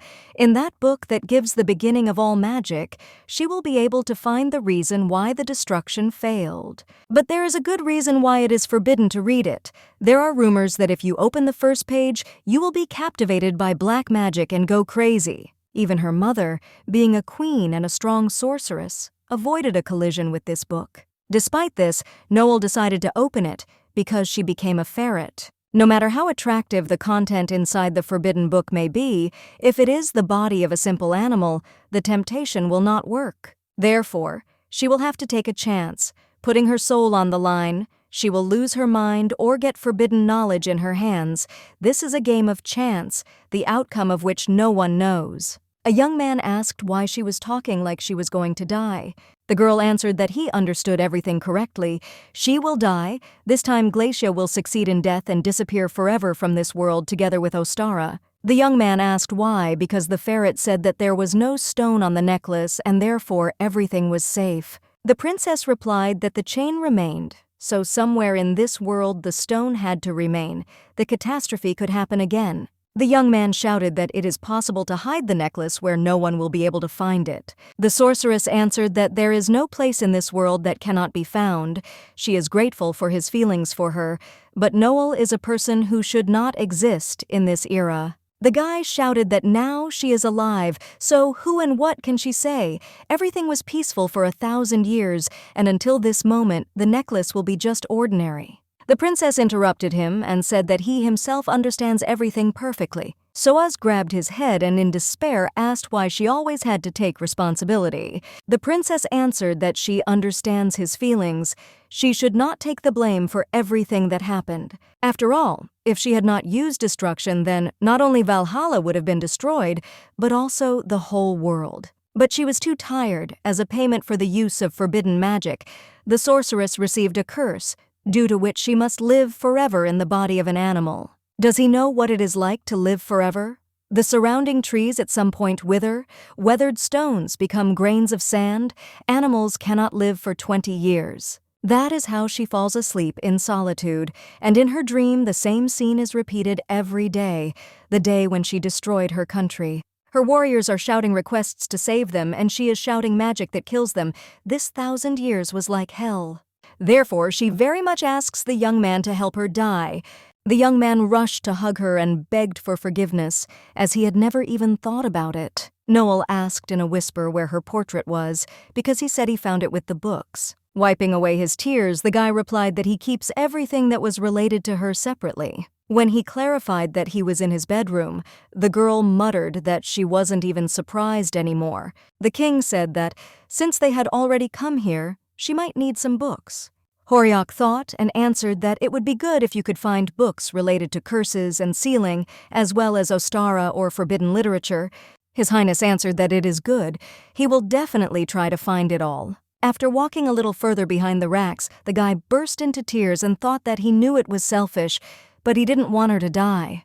But how can he say this to a person who has lived 1,000 years in constant torment? After that, the guy calmed down a little and thought that he would do what he could at the moment. Then perhaps the moment would come when the girl would change her mind. Meanwhile, the princess wandered around the library and thought that she had not felt this magic for a very long time. Suddenly, she began to feel that the chain trembled, which means that it is reacting to something in this room. The necklace is a thing that remembers all kinds of magic, even though it is a very small particle, but if it reacts, then perhaps it will be possible to use a small magic. You can build a foundation by referring to the materials, fundamentals of the extended magic circle, Richelieu. Also, practical magic from the concept of rituals, and if you reduce the consumption of magical power by the method mentioned in the Handbook of Aesthetics, everything should work out. After that, she asked the king to remind her how long it would take to get to Hedemion. The young man was surprised, but replied that even if he hurried as he should, it would take at least 3 days. Noel said that if she said that she could reduce this time to 30 seconds, let him bring her a pen and paper, she would show why she was called the best witch of the era. After a short period of time, everything necessary was prepared. and Soaz thought about whether he would see with his own eyes how she would draw a magic circle. But it is very interesting how the princess tries to hold the feather with her paw. The girl tried to draw something, but of course, she couldn't do anything. The young man stated that therefore she will not be able to use magic. The sorceress asked what the guy was talking about. Of course, he would do it for her. A young man exclaimed in astonishment, how could he draw a magic circle? Noel replied that there is no need to worry about it. If he does everything as she says, it will certainly work out. After that, she tapped the book with her paw and said that there were all the necessary materials there. Then she quickly began to ramble that it is necessary to draw a triangle on the bottom right, on the third line. This is the sentence. And a circle must also be drawn. The young man could not keep up with her speed, so he asked her to speak a little slower. The princess added that in particular it is necessary to pay attention to one part, the drops of water, the number 11, the circle, and the sun. Drops of water are a symbol of magic and a material capable of conjuring, in other words, a driving force. Just as a plant needs water to grow, so a foundation is needed for magic. Therefore, this circle is drawn at the very bottom. Now it is necessary to build a column that will support the plane of the earth. For this they use the number 11. Drops and numbers are the basic formulas used in almost all magic. Now the circle and the sun, because they define the place, for them this element is now the most important. Without it, young people can find themselves in the middle of the ocean. That is, completely not where they need to be. The young man remarked about himself that now she looks happier than ever, it seems, and she really loves magic. After some time, the ferret announced that Glacia presented him with a long-distance magic circle, Lionel, which does not require large magical costs. They will leave in 3 days, so let him make sure that no one can come close to the ruins that day. A few days later, the guy asked his assistant about the power of attorney that was sent to Krehuber. The guy replied that they should receive it in 5 days, but everything would be fine. Soaz asked what they could do if all the remaining balds crossed the state border in the direction of Schlop. The secretary carefully said that he knows how the empire will react if they say that they can no longer send fur. They will probably ask for something even more complicated, and in the end they will force the books from Haidamon to be given.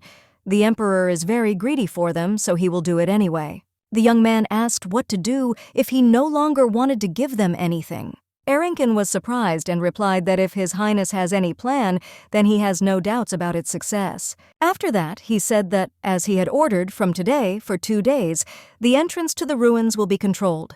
But it wasn't even 5 days after his return before he left the castle again. The king replied that there is no need to worry because he is not going anywhere. When the assistant asked why he then closed the entrance to the ruins, Soaz said that it was a secret, but he could not tell him much. After that, he sharply stated that he still couldn't tell. The man was upset that, after all, he had already pretended that he would tell something now. Wasn't that how he raised him? The humble servant was very upset. The young man muttered that, no matter how you look, it seems that there is a force in her words that he cannot resist. The man was shocked when His Highness managed to have a beloved. When the assistant asked what kind of girl he was talking about, the king replied that he himself was familiar with her. Sloga thought that he had not seen the king in the company of women lately. He was constantly walking with this ferret. Soaz thought that others don't know that Noel is actually a person, and he can't reveal it. Suddenly the secretary hissed why he did not tell his humble servant about this. A chill ran down the spine of the young man. Did he guess who she really is? Arrington could not believe that the little king had already found a loved one. Who would have thought that the day when they would say goodbye to Her Highness would come so soon?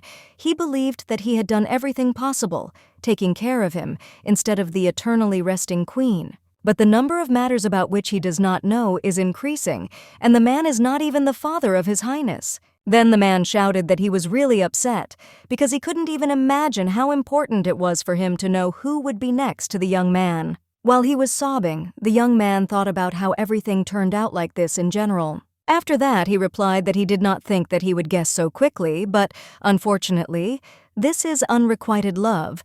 Soaz is not in her taste. The assistant shouted, "How is it even possible? He has an appearance that goes beyond any taste. Among all the people of the world, the most beautiful is His Highness.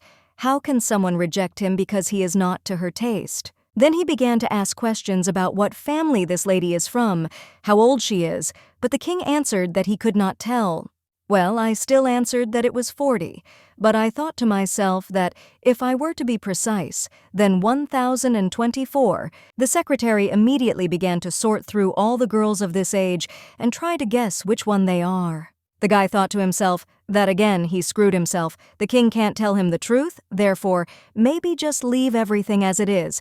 Let him think what he wants. Then the man suggested that he had fallen in love with a girl who already had a fiancé, but His Highness replied that this was not the case. The obedient servant could not stand it and shouted that, if it was not in this business, who could refuse the place of his wife? Soaz replied that in any case, she is more amazing than the queen of the country. It dawned on Arrington that if she is more amazing than the queen of the country, is she really the princess of the empire if you think about it? After all, they said that the third princess of Krehuber was 24 years old. Thus, their state can become connected by kinship ties with the imperial dynasty. After some time, the young man brought a basket with food, and the servant asked why he needed it.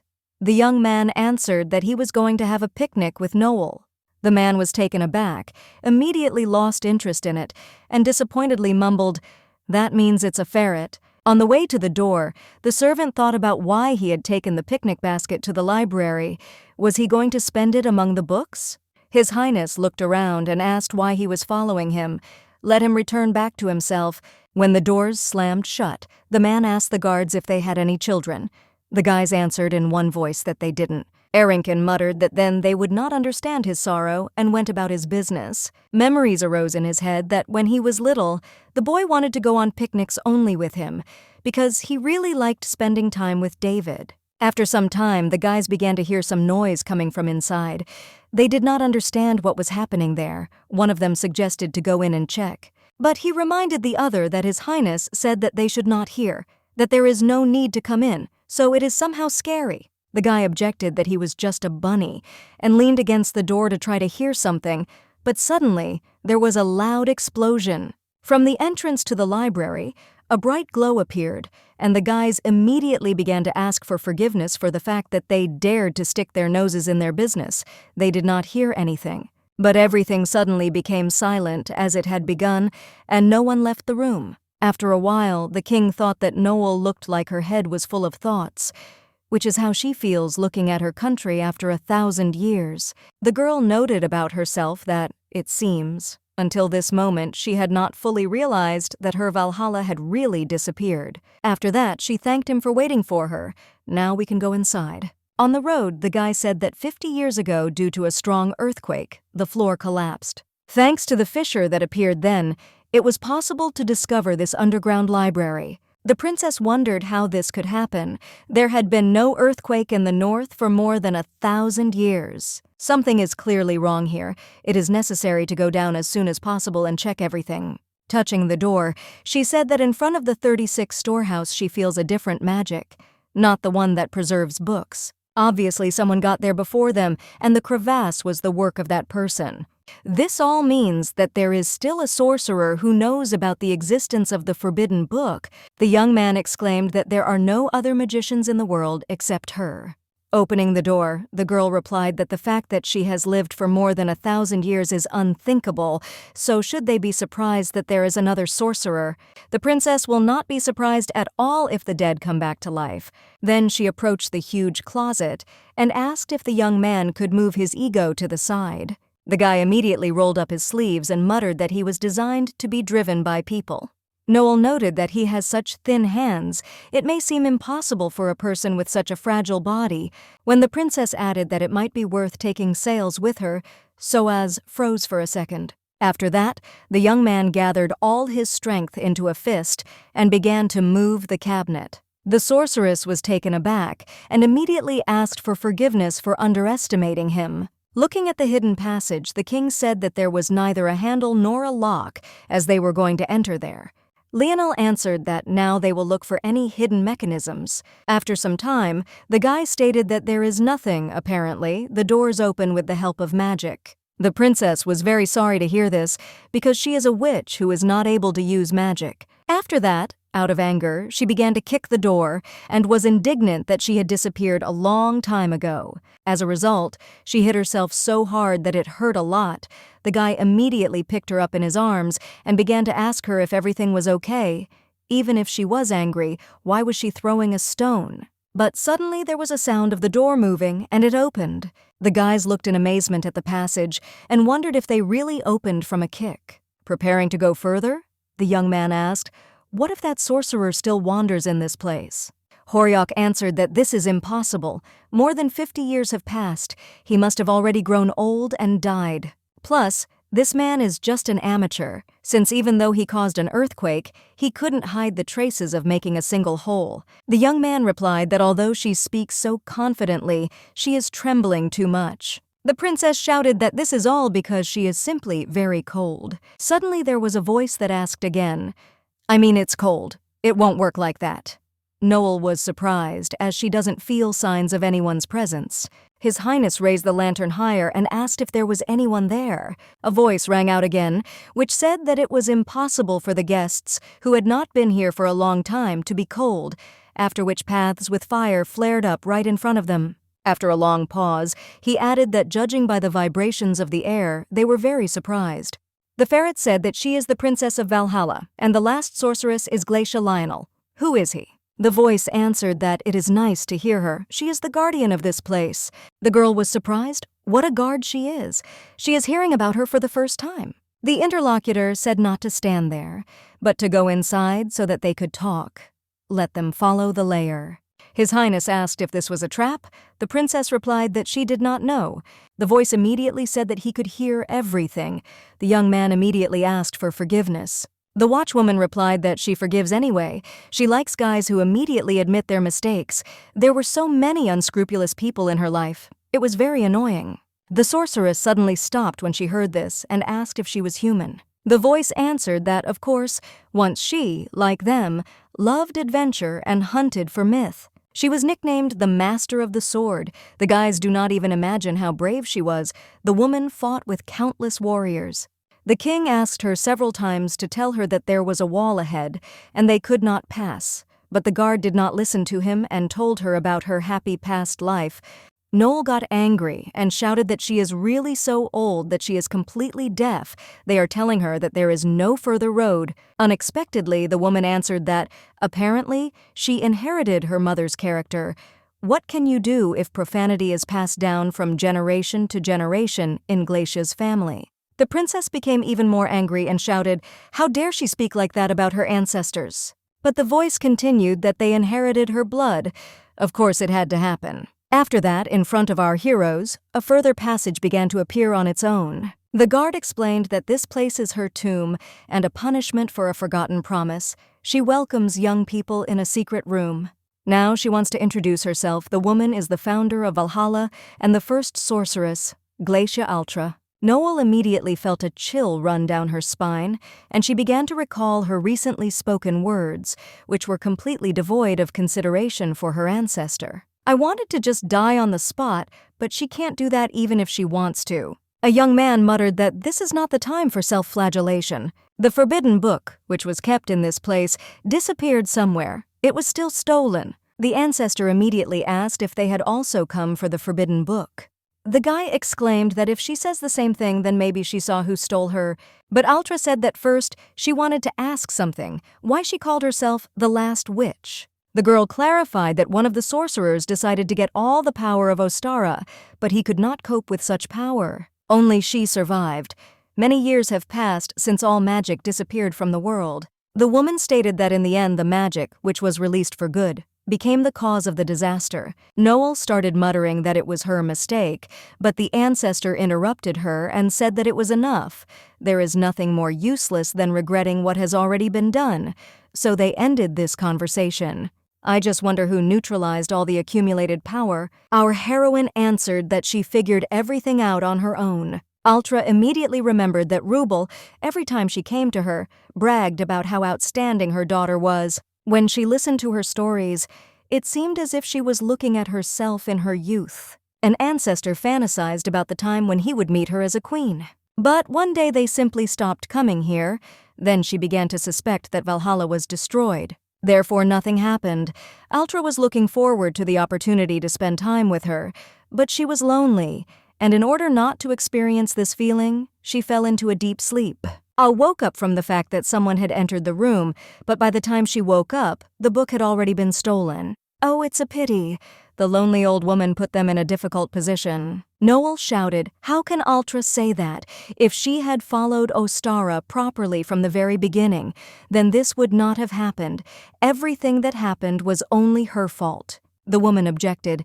How could it be her fault? She wants to say that the thief who stole Galder probably wanted to make up for the lack of magical power by reading it. Since magic has disappeared from the world, there are no other options. But he was bound to fail because even she, having swallowed a part of Ostara, was able to get only a little magic. The princess exclaimed that she really swallowed her because the girl thought that it was just a myth. The ancestor replied that she crushed the pieces that came off and drank them. The taste was so-so. Be that as it may, Galder is like music that gives magic, and if you cannot feel the rhythm, it has no meaning for a person. Then she paid attention to the expression on the faces of the guys and stated that apparently they did not understand anything. Just let them know that this thief cannot use the true power of the book. If he got something, it was only a way to prolong life, which was on the last page. And since this is a spell, to some extent, if it has even a little magic, it could work. The princess, bewildered, asked what she really wanted to say, that even now, 50 years later, he was alive and well. Altra replied that knowing how to use Galder, possessing fearlessness and having at least a little magic, it is possible to increase life expectancy. Then she began to mumble incoherently that it seems his magical energy was not particularly outstanding. The guy noted that Noel, of course, is restrained, but if she still gives free rein to her emotions, then there will be trouble and this cannot be allowed. A picture immediately appeared in his head, how a ferret was beating his ancestor and shouting that, how could such an important thing be allowed to be stolen?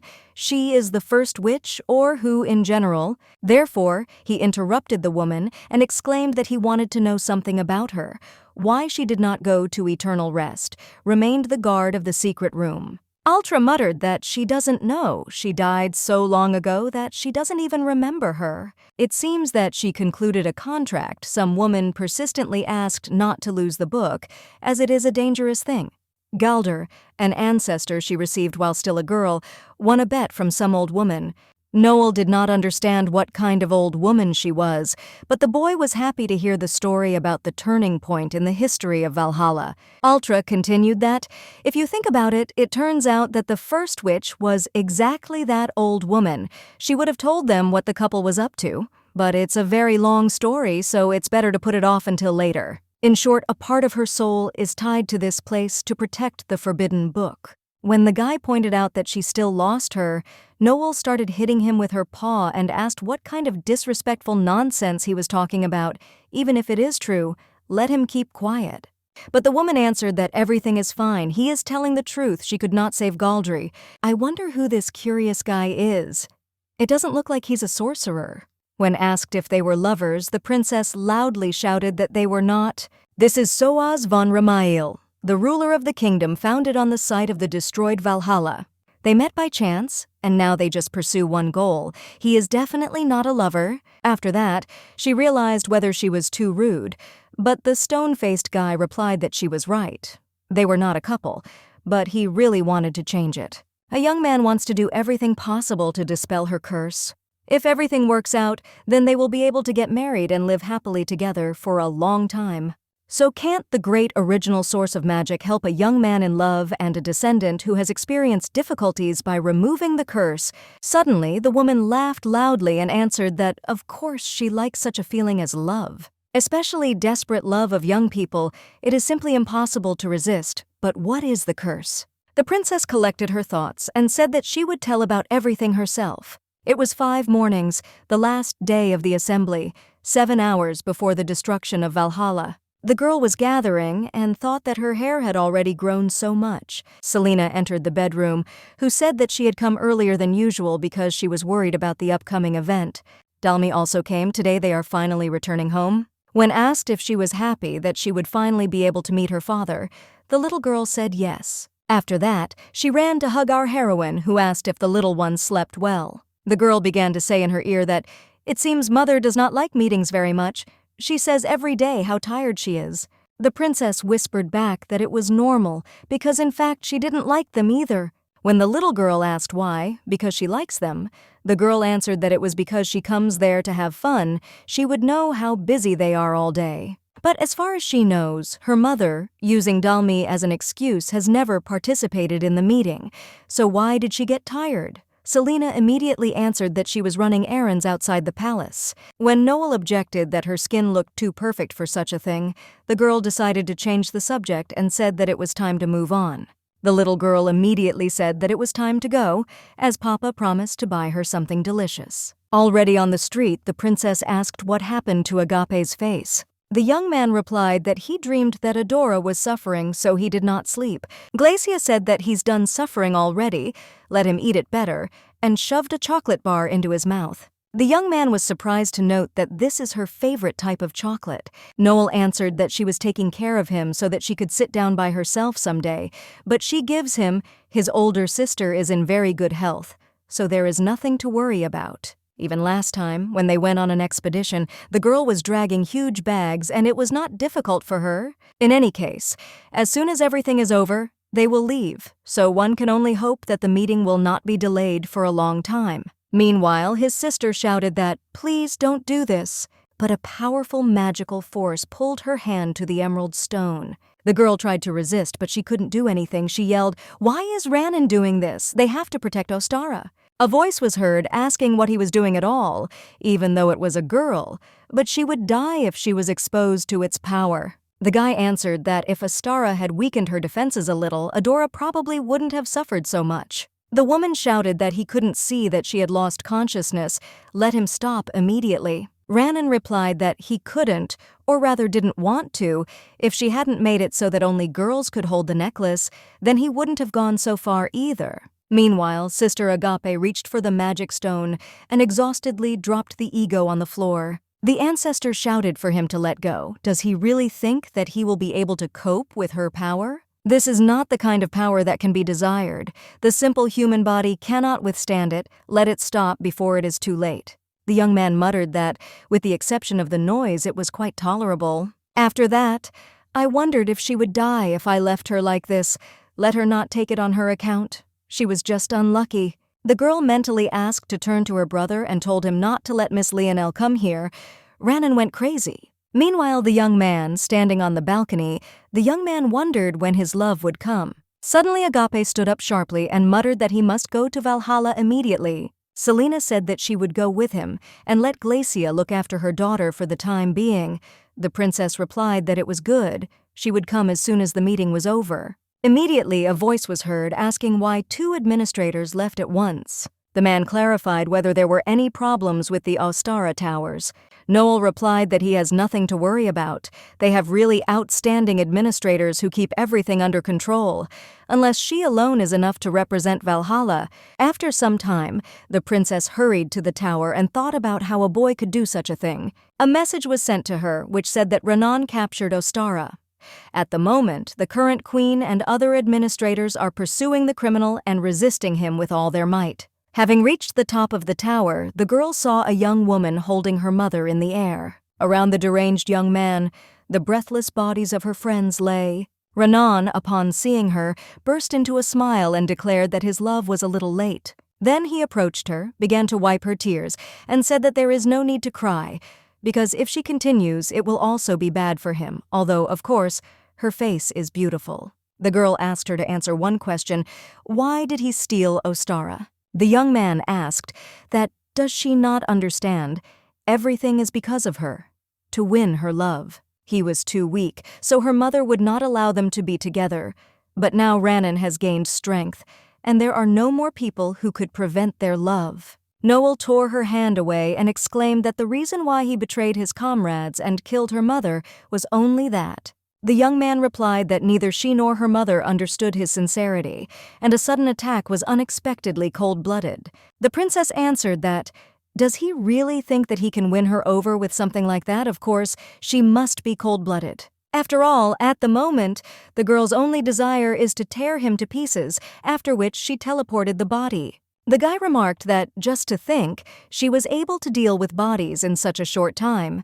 His beautiful princess has a very soft heart. Does she know how she made him fall in love with her? Lionel told him to keep his mouth shut, as he is absolutely not interested in ego stories. Let him just die. The young man felt a little uneasy that she had brought such a huge amount of magic into action all by herself. The girl asked why the intruder suddenly became silent. Was he really scared? After some pause, the guy answered that her facial expression is also very charming. Immediately, a huge amount of magical power began to attack him, but his timely protection withstood him. The princess was surprised that he managed to hold back such a blow, but then decided to attack again in order to see how long he could last. The young man thought to himself that this was some kind of madness, as he did not expect that she still had strength left. The blow was incredibly powerful. Even despite the fact that he used Ostara magic, he was able to push back one person. Then Renan began to call to the Emerald Stone and says that he needs even more. Noel attacked him and shouted for him to stop. If they pull out even more power, he will first destroy his mind. The young man objected that he should try to do at least something. He should take a risk for the sake of love. Meanwhile, panic had already begun among the locals. People shouted that they did not want to die. Some could not find their children. The princess screamed, "Why take the risk? Let him only look at what he had done and see if any goal could justify such a nightmare." The opponent replied that she really does not know what love is. As soon as a person begins to experience this feeling, everything else becomes absolutely unimportant. This is love. A young man loves a princess more than life. Taking advantage of the fact that the guy was distracted, Glacia gathered all her strength and delivered a powerful blow that hit the target exactly. When the opponent fell to the ground, holding an emerald stone in his hand, a magical reaction began to occur. Then, as if controlled by an unknown force, the young man began to rise to his feet. The girl thought to herself that the power of Ostara had really absorbed her own self. Literally a second later, the princess was attacked by energy flows. Lionel was so confused that she did not have time to react and resist. The sorceress understood that Renan is no more. Now there is only a monster that craves destruction. Uncontrolled magic continues to be unleashed. The more it spreads, the more influence it will have on innocent people. And gradually losing their minds, they will begin to use violence against each other. Her Highness must immediately prevent this, after which she attacked the young man. But the young man noticed this and repelled the blow only with the help of his fist. The girl was shocked. He lost himself, but he can use all the power of Ostara. Our heroine was wounded, and the damage was more serious than the princess thought, whether she would be able to stand at all. But she is obliged to do this, even if she dies. Everything happened because she was not in the tower, after which she began to surround the guy with a stone block. This catastrophe is capable of destroying the whole world. No matter what price we have to pay, it will stop this monster now. The princess understood that her strength was leaving her, as too much magic had been used, so it was necessary to finish it as soon as possible. But no matter how hard she tried, the young man easily escaped from her trap. Glacia thought to herself that she would really die in a similar way. It was impossible to leave the tower. If she had returned instead of Agape, if she had not left the tower to those who do not bear the surname Glacia, or rather even earlier, if she had not met Renan. The girl calmed the baby and said that she would return with her mother, even though she had to leave because of urgent matters. Without even saying goodbye, she asked her to take care of her. The girl smiled happily and said to promise that it will be exactly like that. She will wait for them. After these memories, which broke her heart, the princess screamed for him to disappear with her. After that, a huge destructive formation appeared around our heroine. People did not understand what it was. What a whirlwind of a world appeared. They had to run, but it turned out that it was too late. This is how Valhalla was destroyed. And as a payment for using forbidden magic, she was cursed to live forever, being locked in the body of an animal. But the spell did not work. Part of the treasure, the chain, survived and remained with her. It was in this form that it existed aimlessly for a whole 1,000 years, until she accidentally met a young man and got another chance to destroy Ostara. Therefore, she was going to finally complete the failed spell. The ancestor continued for her that the thief who stole the forbidden book had prevented her. A whole 1,000 years, so much time has already passed. It is a pity to say this, but it is impossible to destroy Ostara because she is the very embodiment of magic. With the level of her abilities, many things are possible, but it was a failed idea from the very beginning. The girl wept and began to mutter that then, for the sake of what she destroyed her country, wanting to get rid of the monster, which, it turns out, is immortal. Soaz intervened and said that this was not a failed idea because it put the sorcerer to sleep, who was overflowing with destructive power. If such a decision had not been made, the whole continent would not exist anymore. It is not her fault. The woman agreed and replied that he was right. Her choice was not wrong. Noel did not understand what to do now.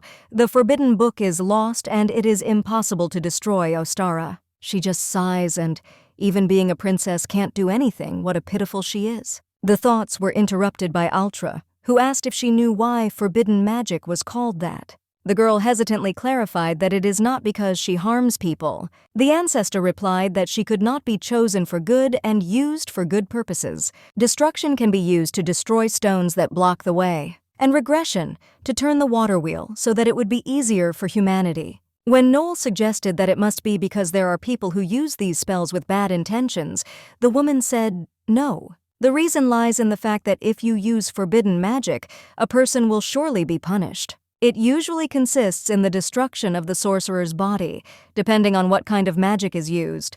The price that will have to be paid is also different. This form, which they call a curse, is not actually a curse, it is a payment for the fact that she used forbidden magic. Altra does not know who created it and set the price for use, but how the first ruler of Valhalla can indicate the direction in which to move. The woman knows where the stone that makes up the pair of this chain is. After some time, the princess stood on the top of the Ostara tower and thought that the sunset was completely invisible. A young man approached her imperceptibly and said that it was because of the heavy snow. The girl replied that earlier, the sunsets she had seen from the tower were truly amazing. The king realized that she was sad, and in order to distract herself, he suggested that we have dinner together. After all, she has been awake since the morning and has not eaten anything at all.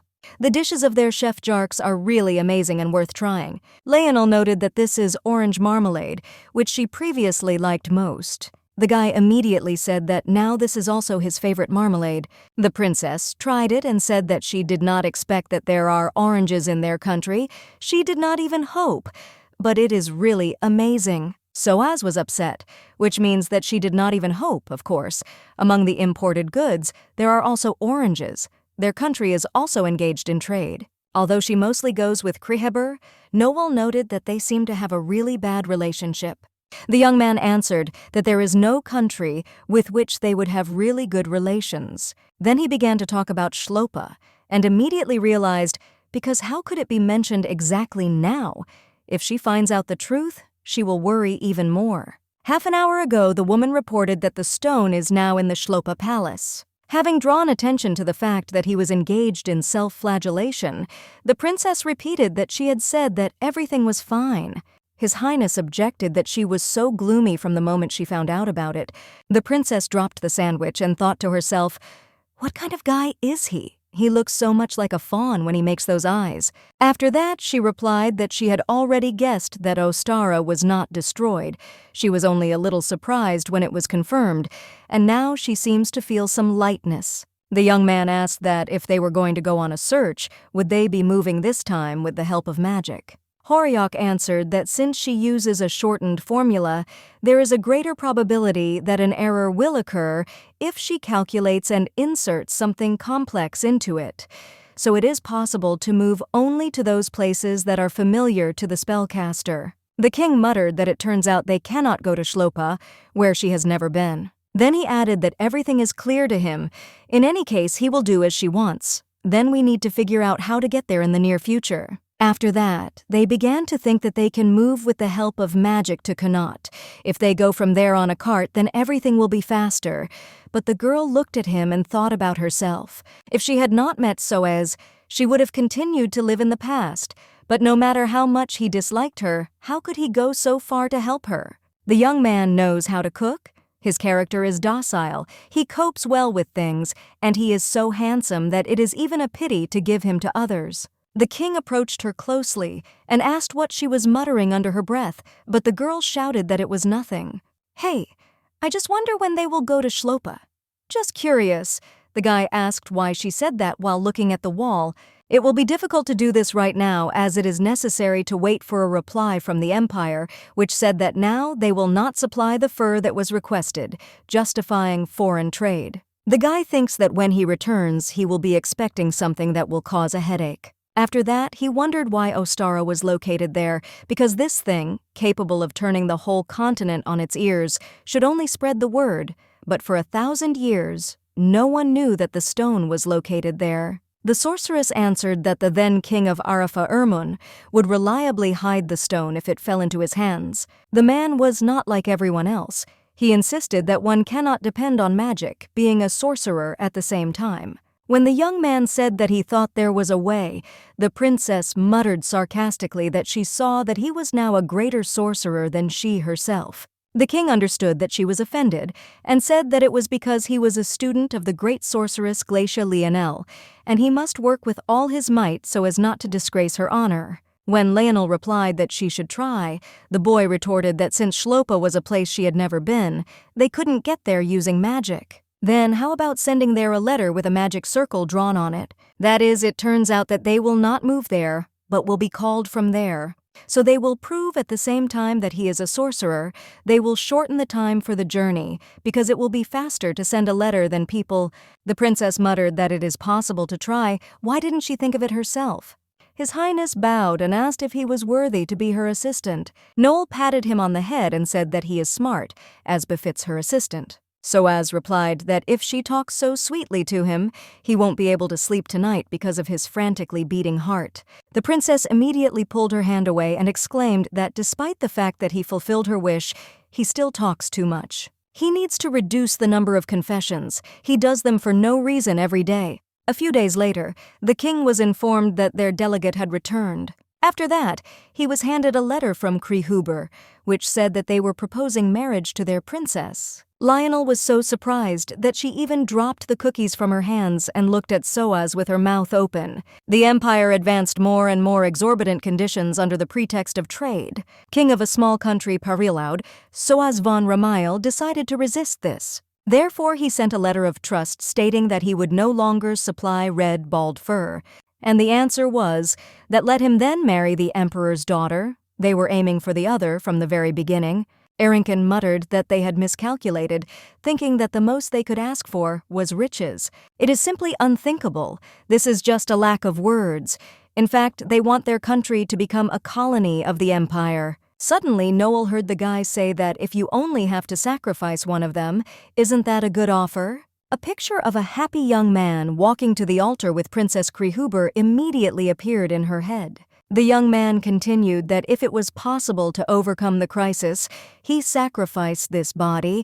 He was ready to be sold without further ado. The sorceress suddenly jumped up to him on the table and shouted whether he had accidentally lost his mind. Not long ago, he asked if she wanted to spend time together in the future, and now, what is still missing? It turns out that all those sweet words that he constantly tells her turned out to be ordinary lies. A young man interrupted her and said that it was a joke. He lied to make fun of his assistant. But did she really get angry because of his words about him getting married? Jealous of something? The girl replied that this is all because he promised to dispel the curse together with her. If he marries with whom she will be engaged, it seems that she was in a hurry and misunderstood everything, because he is not such an irresponsible person. The assistant whispered that he could not lie to him, because he knew that it was not a joke, unless Soaz said that he was unrequitedly in love with a 23-year-old girl with the status of a supreme queen. Lionel immediately thought that they were talking about her, the princess of Valhalla, his only heir and the strongest sorceress, plus age is appropriate for everything. But the assistant continued that this is the third princess of the Krihuber Empire. Isn't that she, the princess he has offered to marry, Mrs. Noah de Krihuber? In fact, he is not doing this for the people, but simply wants to marry the girl he loves.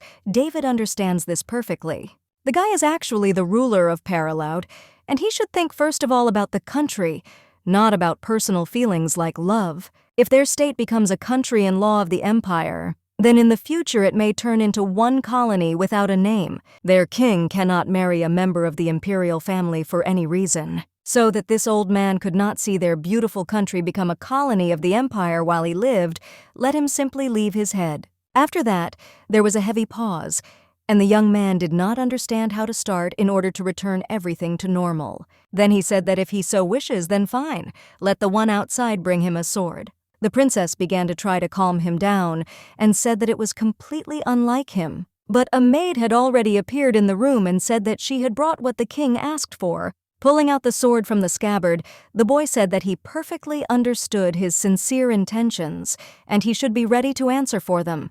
Such devotion is very touching. After that, she began to lower the sword one by one on her shoulders and said that she would give it to him and another chest of gold.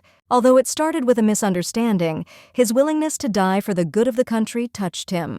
Will he become Paraloud's sword, which will be unbendable even in the future? The man was moved and began to shout words about the glory of their beautiful state. Soaz explained to the stunned Noel that when he gets excited, he cannot be stopped unless shock therapy is used. The princess exclaimed, "Does he know how he frightened her? She already thought that they would be delivered from the corpse." Suddenly, the man said that everything is very nice, but that he meant by misunderstanding. The young man was at a loss to answer this because he cannot tell the truth. But the girl touched his hand and told him to reveal her identity to him. She trusts him, so she wants to trust the one in whom he seems to believe. Then she came to her senses and added that if the number of those who can be used increases, then it will be possible to get rid of the curse faster. His Highness exclaimed that then it is possible to tell the night sails, "He will definitely be useful." Noel wondered what the meaning of that noisy bunny could be, but replied that it was fine if he said so. Suddenly the door opened sharply, and the same warrior who shouted that a white demon had appeared in the castle appeared. He clearly heard this voice with his ears, exactly the same as then in the forest. The monster in any way pursued His Highness to get to the castle and take revenge on Sales. "This is just incredibly scary. Shouldn't they run away from here right now?" The sorceress muttered that she seems to have made a choice today that she will regret most of all. The king immediately got a headache, and he muttered that the boy had arrived in time as he was just about to summon him. A young man must tell something to his assistant and faithful knight. After some time, the guys were shocked by all the information they heard. The man stated that the white demon, the sorceress, and the Valhalla princess are all this Ferret. His Highness added that she is also the one with whom he is unrequitedly in love, and not the third princess, whose face he has not even seen. The man said that he had been saying since childhood that he would marry Princess Valhalla, and everyone knew about it because the guy repeated it very often. Erinken was touched by this, because the wedding with the main heroine of the fairy tale is simply ridiculous. Their prince is still quite a child. But he always answered him that when he meets the princess, he must introduce him to her first. Who would have thought that such a situation would actually happen someday? The young man replied that he didn't expect it himself, but once they met, they were definitely destined for each other, weren't they? The princess was indignant. Why does he say such things again? Let him close his mouth. Then the young man stood up and said that right now it would probably be difficult for them to understand. But, unfortunately, there is no time to think. Krehuber to fulfill this marriage. Being persistent is a common thing for them, so the delegation left at the same time as the letter, completely disregarding Paraloud's opinion. Therefore, they should arrive within a week, which means that it is necessary to prepare for the meeting in time. Then he turned to the sorceress and said that now, instead of him, the knight would help her with drawing magic circles. The girl asked if he would be able to do it.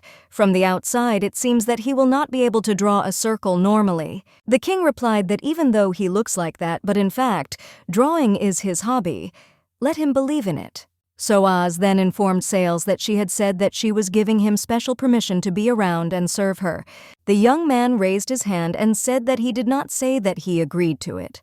But the king objected that he only needed to draw everything that she would show, nothing more. It dawned on the young man that then he could not fulfill the duties of a personal knight. After that, he ran up to Noel and said his name was Sales von Loudon. His Highness trusts him more than anyone, let her take care of him. After thinking a little, the princess answered that it's okay, she relies on him. Then she began to pull her paw towards his hand. But then Soaz materialized nearby, who said that it was not necessary to shake hands.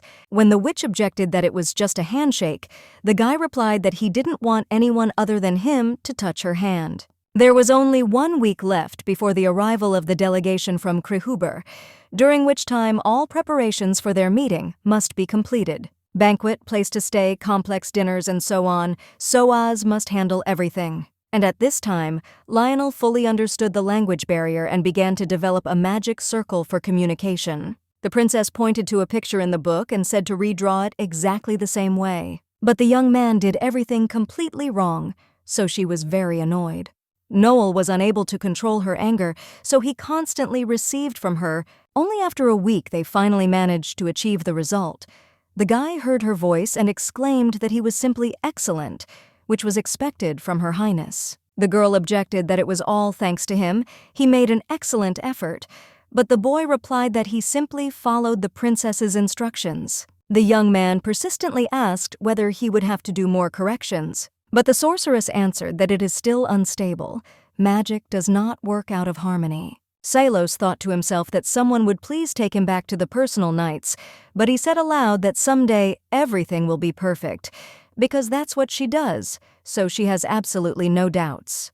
Noel asked if everyone in this country is taught to pour honey into the ears expertly. Do they and the king lie so smoothly? And in general, is Ramail very busy? She thought to herself, how is Soaz? They haven't seen each other for a week, so she missed a little. The young man answered that the delegation would most likely arrive today, and it so happened that it is headed by that marquis. So it seems that His Highness worries about every little thing. This person, at the moment, has the most power after the emperor.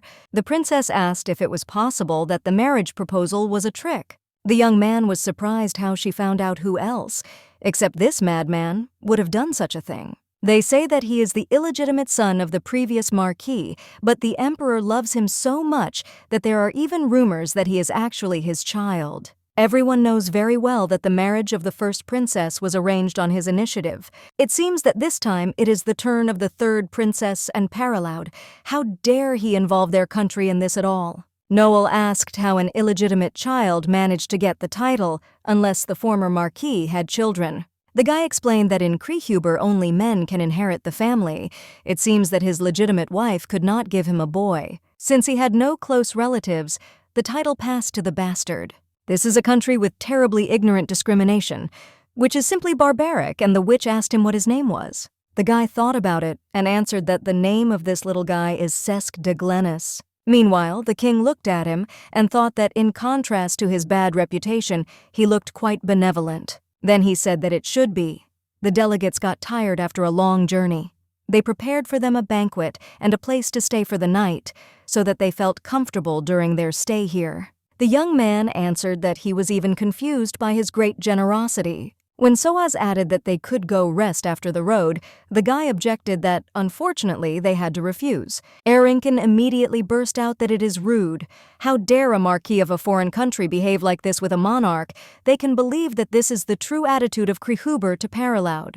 But when the king stopped him, the man wondered what would happen if he forgave such an attitude towards the monarch. The authority would fall to the very bottom, which was what His Highness had planned. After that, Soaz said that the father of Marquis Sesk de Glennis got to the capital thanks to the favor of the previous emperor, didn't he? The assistant thought that the man lived in the countryside and was a noble only in words, and only thanks to luck he moved to the capital. The king continued that loyalty, which is passed down from generation to generation, is so well known that the fame of it has reached even their country. And today, he also wants to fulfill the emperor's order as soon as possible. Isn't that why he is in such a hurry? Therefore, he will magnanimously close his eyes to a mistake made due to ignorance. And now let him tell what is the reason why he is in such a hurry. The marquis thought to himself that he has such an angelic appearance and the same character, but thanks to this, the local atmosphere plays into his hand. He hoped that someone would create problems, but those who came with him are hesitant, and this is annoying. Then the young man waved his hand for his ward to bring something to His Highness. The servant said that he was filled with reverent fear and awe. This is too valuable an object for such a despised person as him to reveal it. The emperor requested that King Paraloud personally open the portrait. Then the marquis said that she is beautiful, isn't it true? This is the third princess of the empire, Noah de Cryhuber. The young man very much hopes that he liked Her Highness's appearance. So is noted about himself that, judging by the fact that the smell of oil did not have time to escape, the portrait was painted in a hurry, after which he asked whether Cryhuber solves all cases in a similar way. Then he noted that a person is not some kind of thing. Just think about it, suddenly brought a portrait and is waiting for it to be evaluated. Sesk replied that if his humble servant upset the feelings of His Highness, then he sincerely asks for forgiveness. The young man countered that he should apologize to the third princess, after which he clarified that she was thinking about this marriage in general. The guy wondered to himself why he was asking about it at all, if her opinion mattered. Then he answered that she is full of motherly love and an obedient person, the establishment of the queen's country, even as the establishment of the mother of her people. What can be a personal opinion in such an honorable matter? In addition, there are rumors that King Paraloud has the appearance of an angel. In fact, some time ago, a girl asked what kind of marriage she had. Glennis replied that when he heard this news, she must have been excited like a girl, since she even dropped the cup from her hands. The girl shouted that they had really given away the first and second older sisters, and now it was her turn. The young man answered that it was true, so today it is necessary to paint her portrait. The girl continued to freak out that apparently he is very happy with what he gets by selling his young daughters.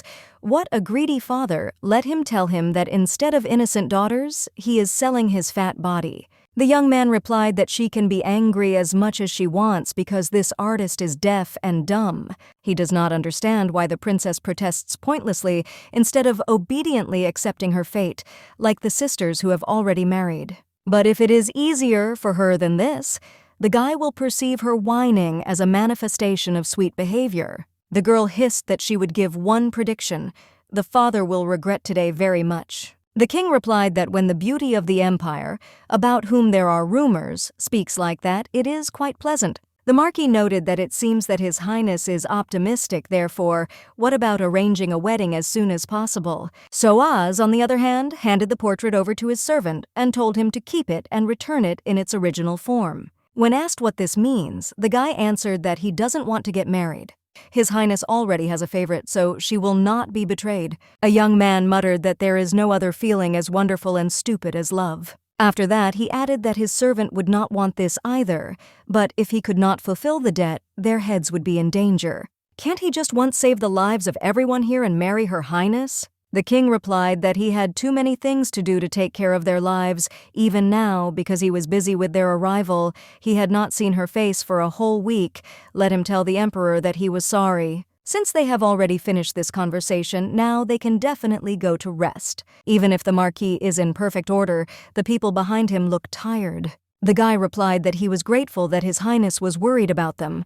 Then, hopefully, while they were resting, he would make the right decision, and now let him bow down. In the corridor, at the sight of the crowd, the knight noted that apparently they had just finished, so they arrived on time. Perhaps because he is already used to it, but even where the magic of translation does not work, he seems to be able to understand what she wants to say just by looking at it. The guests looked at the young man who was talking to himself and did not understand what kind of psycho he was. But the young man heard the ferret's voice. He seemed very familiar to him, since it is impossible to confuse him with anyone. The young man recognized Glazia Leonel, and the princess could not help but recognize Ranon. Meanwhile, Soaz didn't understand why the corridor was so noisy, so he decided to go check it out on his own. The princess couldn't believe her eyes. Maybe she was sleeping, it just couldn't be real. After that, she began to lose consciousness due to stress, but the king caught her in time. The young man did not understand what was happening here at all, why this man rushed to her aid. Ramael noted about himself that Noel had definitely fallen because of the fact that she saw him, so she told the marquise that they needed to have a serious talk. The young man agreed and replied that he thought they would have a long conversation. Then the king took our heroine in his arms and said that he would send someone after him a little later.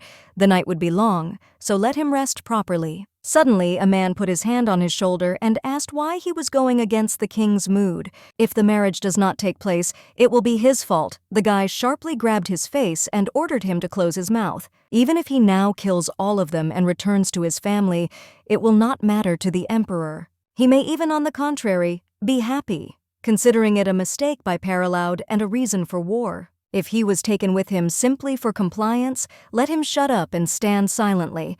After that, she said that now it is possible to go to the rooms prepared in this castle. She can't wait to see how much effort the king has put in. The man could not come to himself and muttered that these were the eyes of a real monster. Meanwhile, Noel had a nightmare that very day.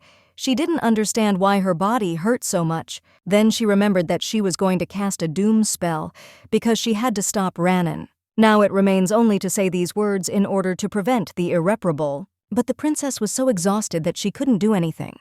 It was urgently necessary to stop the accumulated magic of Ostara before it had an effect on another country as well. Disturbances had already begun in the city. People were swearing at each other, fighting and recalling old grievances. Suddenly, the eyes of all her people became the same color as the possessed Ranon.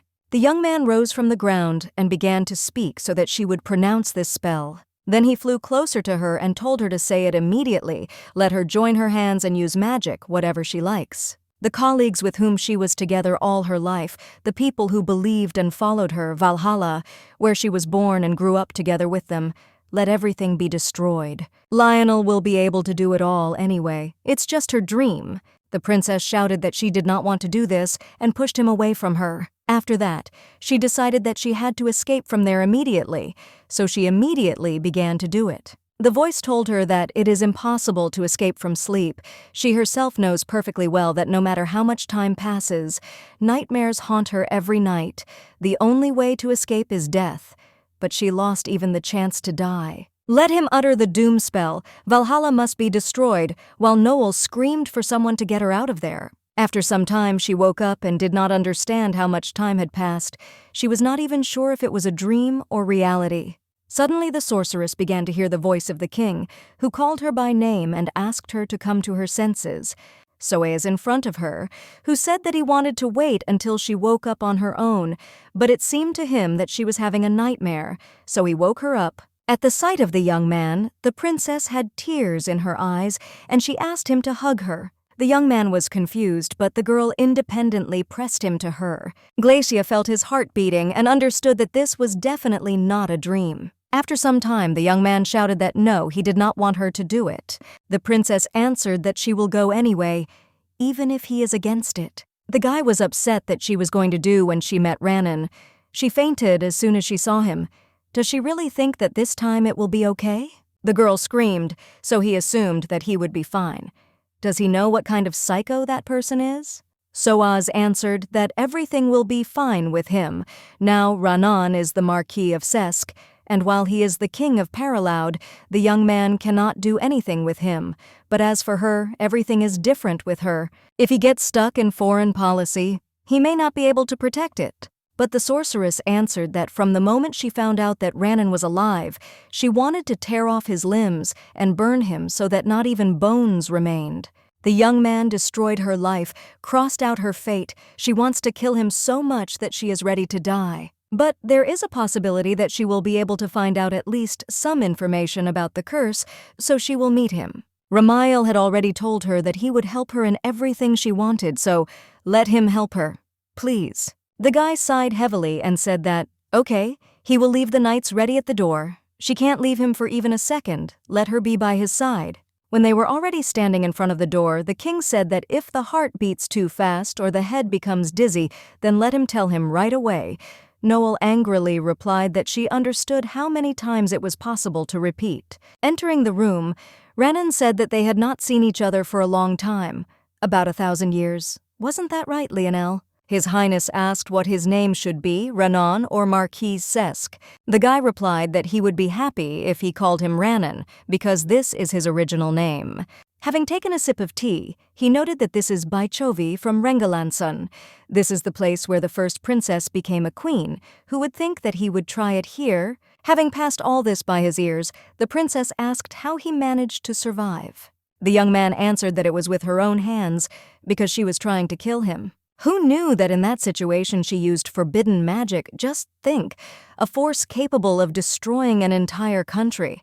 This was really incredible magic, which sorcerer would not be amazed by it? The king began to get angry and took the girl by the hand, while the rival continued to proclaim that this was beautiful magic, and even a cold-blooded choice made at that moment. She was indeed an ideal sorceress. Lionel interrupted him and said that it is enough to carry nonsense. Let him better answer her question. Renan suddenly laughed and stated that she had not changed at all, which means, you hear, if Her Highness so wishes, he will tell everything. Then I decided to start talking about the fact that apparently the punishment for using death overtakes not only the spellcaster. After that, he asked if she dreams about that fateful day every day. The princess asked in surprise, "And how does a young man know this?" The marquis answered, "Because the same thing happens to him. Every night he dreams of her killing him. If Ostara had not resisted destruction then, he would surely have been destroyed." How strong was the shock wave that threw him into the prison of eternal snow, but he not only survived, but also received eternal life. Some nightmares are nothing compared to this. Our heroine noted that this is the same magic that she felt near the 36 storehouse. Noel said then that someone got there before them, and the crack was his handiwork. So there is another sorcerer who knows about the existence of the forbidden book. After that, she shouted that it was he who stole the forbidden book. The guy joyfully exclaimed that it is true. Now magic flows in his body. He became the same as the noble Glacia, a real sorcerer. Now there are only 2 wizards left in this world, he and Lionel. Does she realize this? Only they and her can truly understand each other. His Highness intervened and said that Noel was frightened, so let him immediately go back to his seat. Next, let the Marquis of Sask de Glennis sits on a chair, speaks slowly, observing etiquette. The guy realized that, for sure, now he is a marquis. Even in such a life there are rules. It was a pity for him to look at how such a magician, like Glacia, is next to an ordinary person. So he forgot. His Highness was very annoyed by such behavior, but it is necessary to behave with restraint. After that, he said that, what an audacity, he behaves like that, knowing that he can now put him on his knees and accuse him of a crime.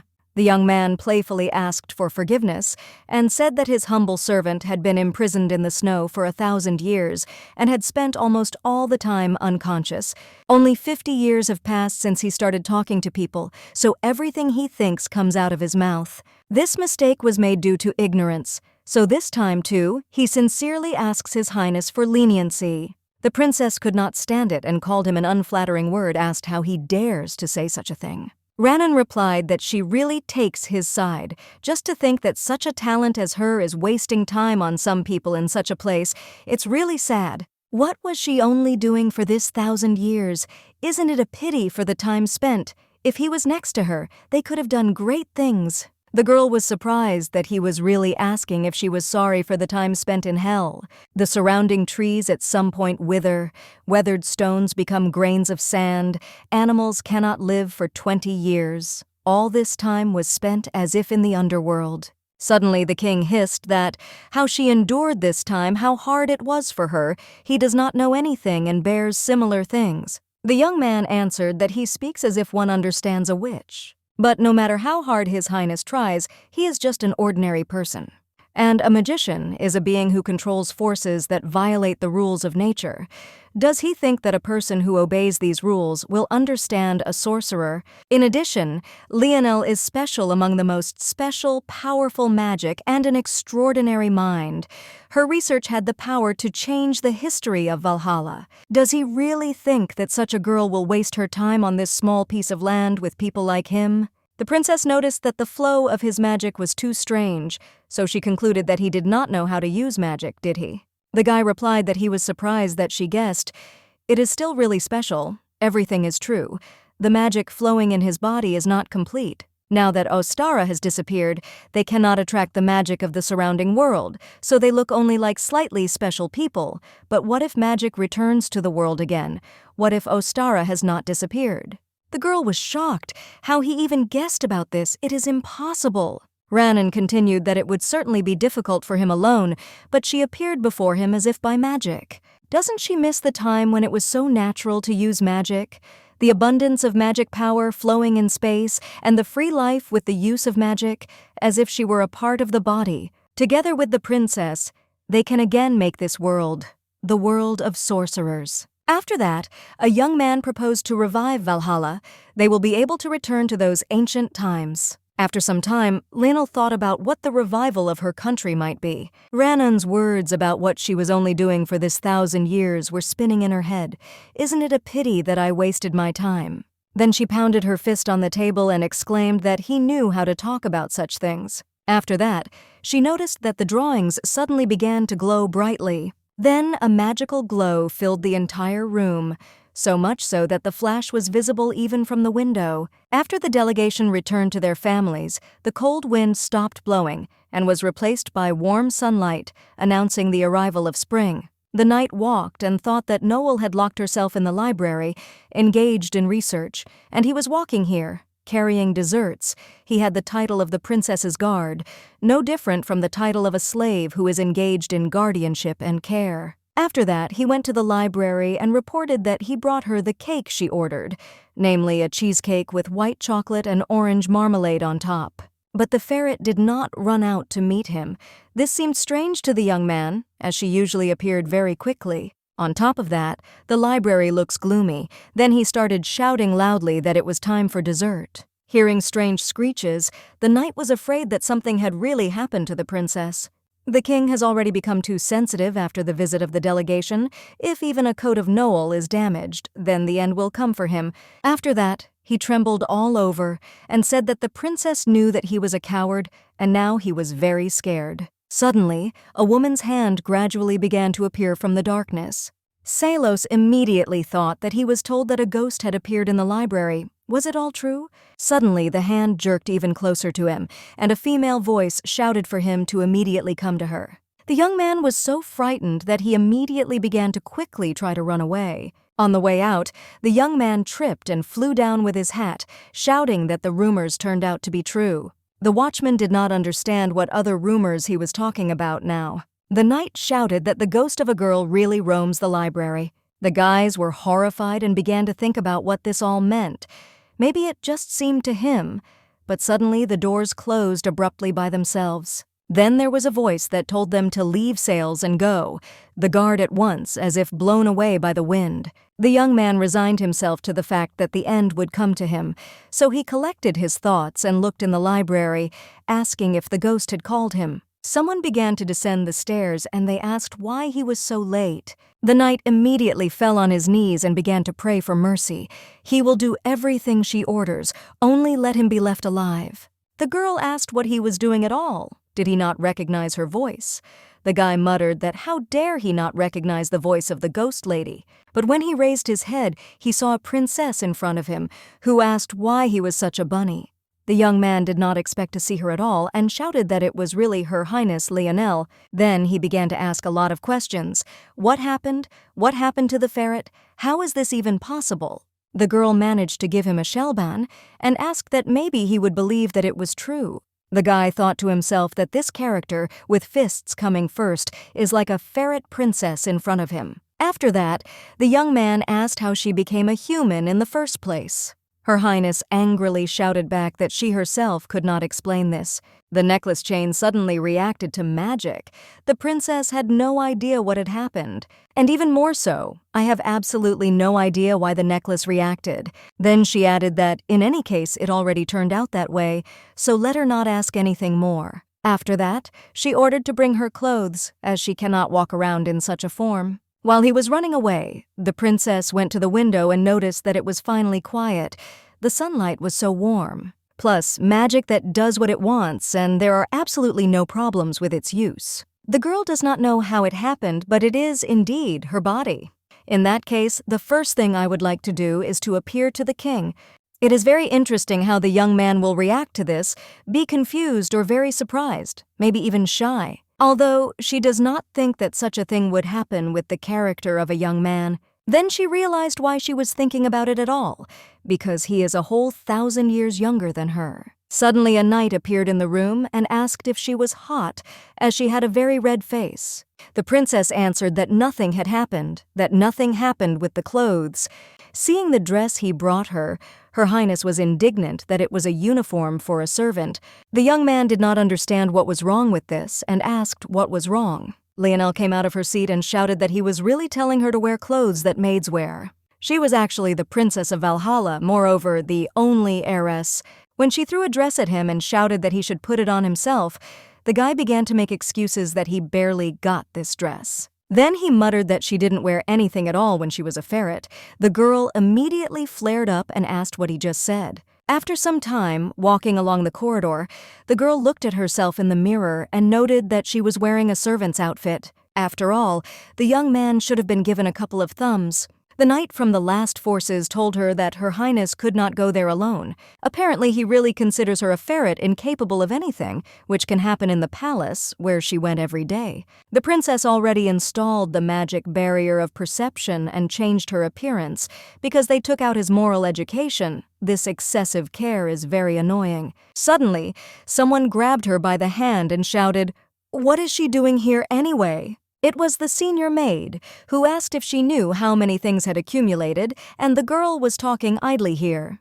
The princess asked her to wait a second, as there seemed to be a misunderstanding, but the woman did not listen to anything, so she pushed her into some room and told her to stand there. There were other maids around who were indignant that there was absolutely no free time. Then one of them turned to our heroine and asked if she was also responsible for cleaning the corridor.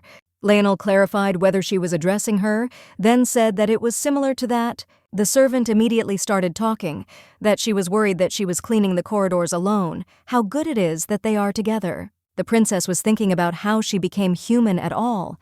There must definitely be a reason why the chain reacted. Then she would have collected all the magic that could be useful, but what exactly caused her collision? The annoying maid kept saying her name was Blenda Allos, but what is the stranger's name? Noel began to get annoyed that she was trying to think and was being distracted. Then she sharply turned to the girl and shouted what a difference she made. But suddenly she saw an exact copy of Adora, who died because of Renan. If you look closely at her, you can see that the color of her hair and the features of her face are different, but for some reason she resembles her very much. Then she was going to say her name, but she remembered the words of the knight that she should not be caught for anything. She catches everyone's eye, even when she is just standing quietly and breathing. Therefore she came to her senses and answered that her name is Elno. The maid can call her exactly that. Blenda answered that she is very pleased and began to ramble on about everything in a row. Suddenly, the maid standing in front suddenly turned to them and shouted why they were so noisy. The princess noted that this is the same woman who dragged her by the hand into this room. The girl immediately burst into tears, and she began to ask for forgiveness, saying that it was all because of her. Our heroine took a step forward and said, "Listen, she was just answering the questions that Noel asked her." A new acquaintance tried to stop her, saying that according to rumors, she is a very strict woman. The maid exclaimed that no matter how impudent she speaks, she knows very well how to deal with talkative girls like her. She can make the insolent one immediately whine and ask to be let out of the castle. The princess answered with a challenge in her voice that really, I wonder what kind of method this is. She thought to herself that then Soaz would burst into tears and grab her, begging her not to leave. The woman shouted that it's great since she wants it so much, let her be sent to the stable now. If she does not finish cleaning there by the end of the day, she will be thrown out of the castle. Blenda was horrified to herself that this is simply unthinkable, because that place is not even within the competence of a servant. How should she single-handedly clean such a huge space? The senior maid added that no one should even think of helping her, otherwise they would suffer the same fate. When she left, Alos ran up to our heroine and asked if she was okay. Just think, cleaning the stables for the day. That's the same as immediately kicking her out of the castle. Even if she leads them, she still has no right to behave like that. She must go and ask for measures to be taken. Her Highness replied that it was not necessary. She had no need to interfere. She thought to herself that in any case, she would have to face this woman. Finally, she told me to tell her that the elder would come to the stable in exactly half an hour. When the girl left, the new acquaintance walked nervously, how to be, and heard how they discussed that one of the horses is so fierce that it kicks everyone with its hooves, except the king. Already, several people were taken out of there on stretchers in not very good condition. Meanwhile, the knight wandered through the corridors and thought about where the princess could go in such a short period of time. Then he asked a maid who was passing by if she had seen a maid with short hair and an ugly character, about this height. She has an impudent way of speaking and an unusual hair color, namely light green. The servant first said that she was in a hurry, but when she heard this, she clarified whether her name was Elno by chance. The young man first answered that, no, but then it dawned on him that these are just rearranged letters from the name Noel. Therefore, the young man exclaimed that this is exactly the girl he is looking for. Where is she now? Suddenly, Blenda clung to his clothes and began to beg the knight's mistress to help. Hearing that the princess was cleaning up the waste after the horses, the boy quickly rushed to the stable, thinking that the king would simply kill him. Meanwhile, our heroine entered the room and noted that it was really very dirty there. Where to start? Suddenly, she heard the stomping of hooves and loud whining, so she got scared, but it turned out to be Emma. The horse asked why the princess came only now. She was so lonely that she seemed to die. Her Highness asked how the animal guessed that it was her. Emma answered that how could it not recognize her because it remembers the smell. Why is Lionel here at all? Did she really come to get her hair done? The girl answered that, of course, but first she needs to do something. After that, the sorceress concentrated and began whispering some spells. After a moment, a large number of brooms began to sweep the floor on their own. While Noel was cleaning, with the help of magic, the horse began to call her. The girl objected that, after all, she said that she would comb it a little later, but Emma answered that it was not the case. Someone is coming here. The princess realized that the senior maid had already come, but she also removed the magic of the barrier of perception. While she was thinking what to do now, the horse told her to hide behind a haystack. Our heroine thanked her and asked her to wait until she installed the perception barrier magic. The animal immediately jumped on its back and began to shout that it would protect the princess, but let's all get out of here quickly. It turned out to be the king, who anxiously asked what was wrong with her, if something hurt. The sorceress was immediately relieved that it was Soaz and not the one she thought of. Then she realized that this is not easier. She does not want to face him in this way, namely when she is hiding, curled up in the corner of the stable in the form of a servant. Emma shouted that everything is in order, His Highness has come, let him relax and leave. Lionel panicked that she could not appear before him for the first time in human form, looking like this. Then she set up as many as 3 perception barrier spells so that he would not recognize her for anything. After that, she decided that it was necessary to leave urgently. She simply pretended that she was lost and accidentally came here. The guy immediately wondered what the servant was doing here. Apparently, the horse was upset because someone from outside came in. So he said that it is dangerous here, therefore, except for the groom, everyone is forbidden to enter. Our heroine immediately asked for forgiveness, said that she was simply lost, and was about to leave. But suddenly, a young man called her by name and asked if it was really her. The princess stopped abruptly and wondered what was going on. How did he recognize her? But she is in a different guise now. The sorceress decided to pretend that she did not understand what he was talking about, since she is a completely ordinary maid with brown hair and gray eyes. Her name is not Noel. The king replied that he understood, but thought to himself that she could not be here, especially in a human body. The girl replied that it was okay, then she would leave him, but suddenly the door opened and there was an exclamation, "The princess." The knight shouted, "Is she all right? Her loyal servant Salos has arrived." Then he turned his attention to the bewildered king and asked what he was doing here. Lionel had one thought in his head, that she was caught, and how to get out of this situation is not clear. After some time, the guy asked why she hid from him that she had become a man. The girl replied that it happened by accident. In fact, the curse was not lifted. The young man objected that he was not talking about this. The knight said that she asked to keep it a secret from him. The young man is very upset why she decided to do this to him. The princess shouted, how could she appear to him looking like this, with tangled hair, in the dress of a servant, and also in a stable where it stinks of manure? Lionel just wanted to present herself to the guy in the best possible way. His Highness approached her and said that, does she know that these words are like a declaration of love? After that, The young man pulled her to him and hugged her very tightly. Soaz muttered that he understood that this was not so, but let him allow him to be deceived for a while. The sorceress pushed him away from her and said that this was not recognition. She wanted to appear before him, looking perfect. Therefore, she did not want to be caught by such a person even more, because he knows that she has a high sense of self-esteem. After that, she added that her curse, Ostara, Ranan, now, when nothing of this is resolved, such words will surely be only an empty hope for him, but it is impossible to bear any more. It seems that she is falling in love with him. Then I realized that I was still falling in love. It would be better if I just stood silently.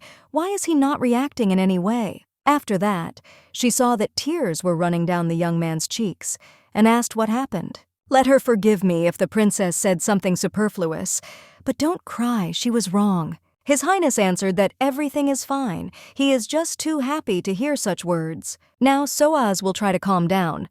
Let him wait a second. The girl was indignant. Why he even cries beautifully, it's annoying. The guy was surprised that she was really joking now to diffuse the situation. After that, he couldn't help but laugh out loud because it looked so cute. After a moment, he immediately heard an irritated voice asking if Ramael had laughed yet. The king muttered that it is not necessary to say that this is really real fire. Our heroine said that this is the fire of her love.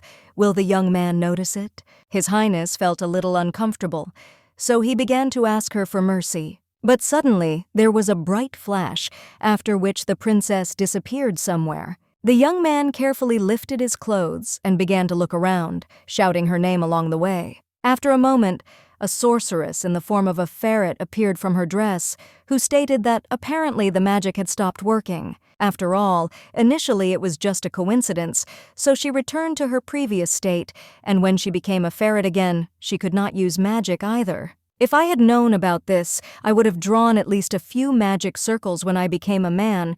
I would not have had time to go around rejoicing and confessing my love. The young man carefully placed it on the floor and said that they had learned that there is a way to dispel the curse. Plus, he learned about her feelings, which is quite important, since he also loves her very much. After some time, a woman stood in the garden and said that Princess Valhalla, the magic circle of movement, and even Ostara.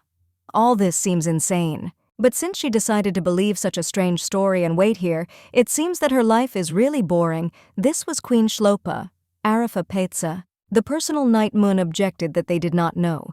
Perhaps King Paraloud was lying. Arafa replied that it is too soon to conclude.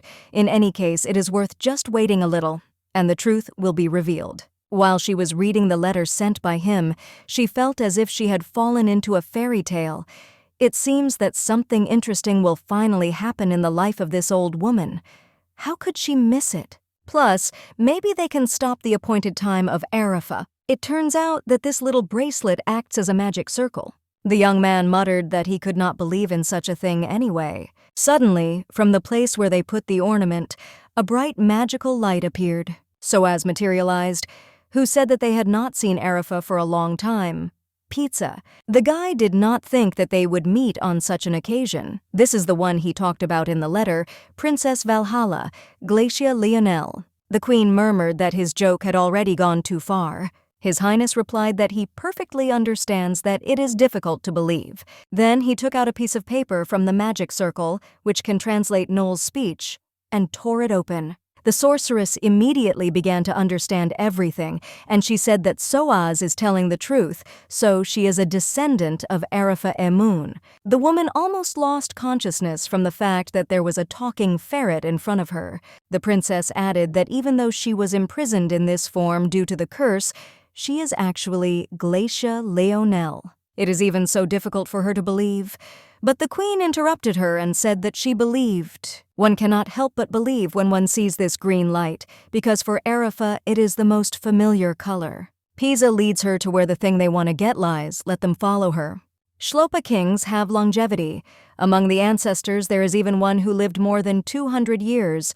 When reading the letter about how hard it is when you can't even die, it seemed really familiar to her. It is said that the magic of Ostara comes out here. When they hand over the throne to the heir, they independently come here and defend this place until death itself. Then a man's voice suddenly sounded, which added that it was Arafa's debt. It was an honor for him to meet the princess. The young man asked in amazement who it was standing behind her.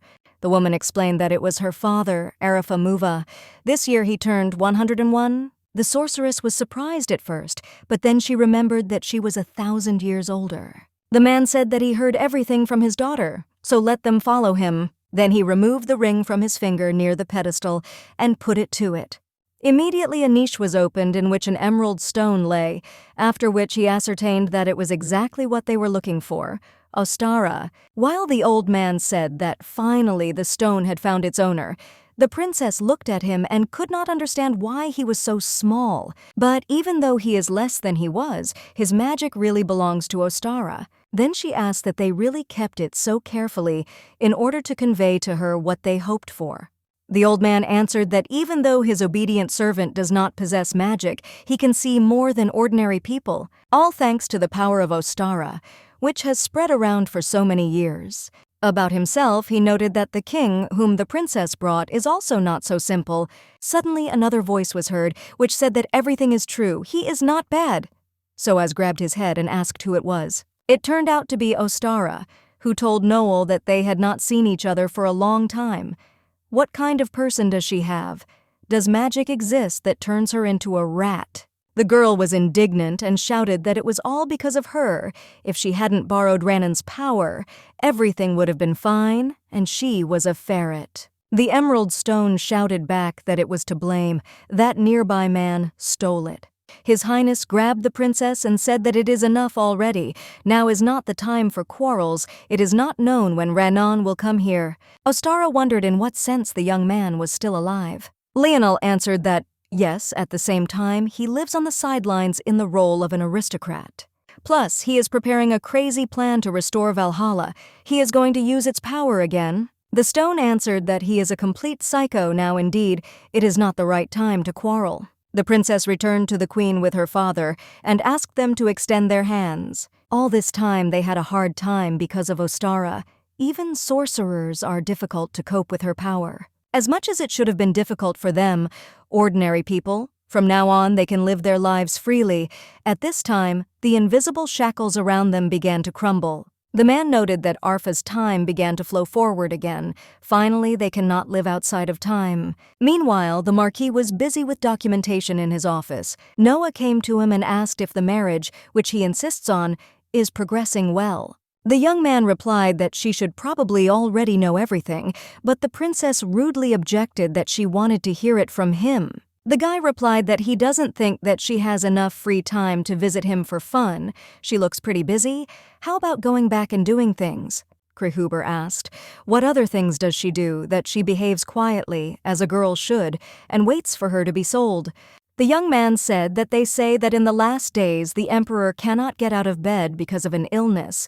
Is it not her doing? The first prince lacks a rod. He is too frail to sit on the imperial throne. And the drunken and depraved second prince is a parasite with 12 illegitimate children. She doesn't even talk about anything. Isn't it obvious what kind of country will become with them? That's why, apparently, she herself decided to sit on the imperial throne. When Sesk added that it would not be easy, the girl replied that it was enough to make it easy. The marquis admired that the emperor of aggressive policy, the emperor-conqueror, the most outstanding person in the history of Krehuber, all this is the nickname of one person, namely, the grandfather of Her Highness, Konnox. He believed that the title of the emperor-conqueror had come to an end, but who would have thought that he would return? He stepped over a generation. The princess noted that the father really did not look like the previous emperor. The young man asked what she would do if he went to tell everyone about it now. He was not on whose side in any case. Wasn't she tired of this whole battle for power? While the marquise sighed picturesquely, Ноа ответила, что очень продажа, что человек, лучше всех знаете ее в Крихубер, от очень от ей. Then the girl asked, how about entering her harem? The guy asked not to say such things that make her shudder. The princess managed to leave with the words that if she changes her mind, let her know at any time, because she can free up a place for him. When she left, the marquis muttered that this is a truly exhausting creature. Meanwhile, the king asked Noel if she would be all right, because he had prepared for her the status of an aristocrat. The sorceress replied that it is much more convenient and free to walk around the castle in this form, and she is also worried about one girl. Did he throw that senior maid out of the castle? The young man replied that, of course, they conducted an investigation, and it turned out that she had already kicked out the servants she did not like more than once. In addition, she was convicted of embezzlement and bribery. If it were not for the princess, such a person would have continued to stay in the castle. Lionel stated that it turns out that there is no one who could use his influence on newcomers, so that you cannot worry about her. The guy objected that if someone offends her, let him tell him. Suddenly, the voice of Ostara rang out, who said that he really thinks that Noel will allow himself to be offended, and besides, she has lent her magic to anyone who dares to touch her. The young man answered that, indeed, thanks to her, the princess can also remain in human form. The stone said that since it is useful, could they return the chain to it, in any case it decreased, stopping the destruction.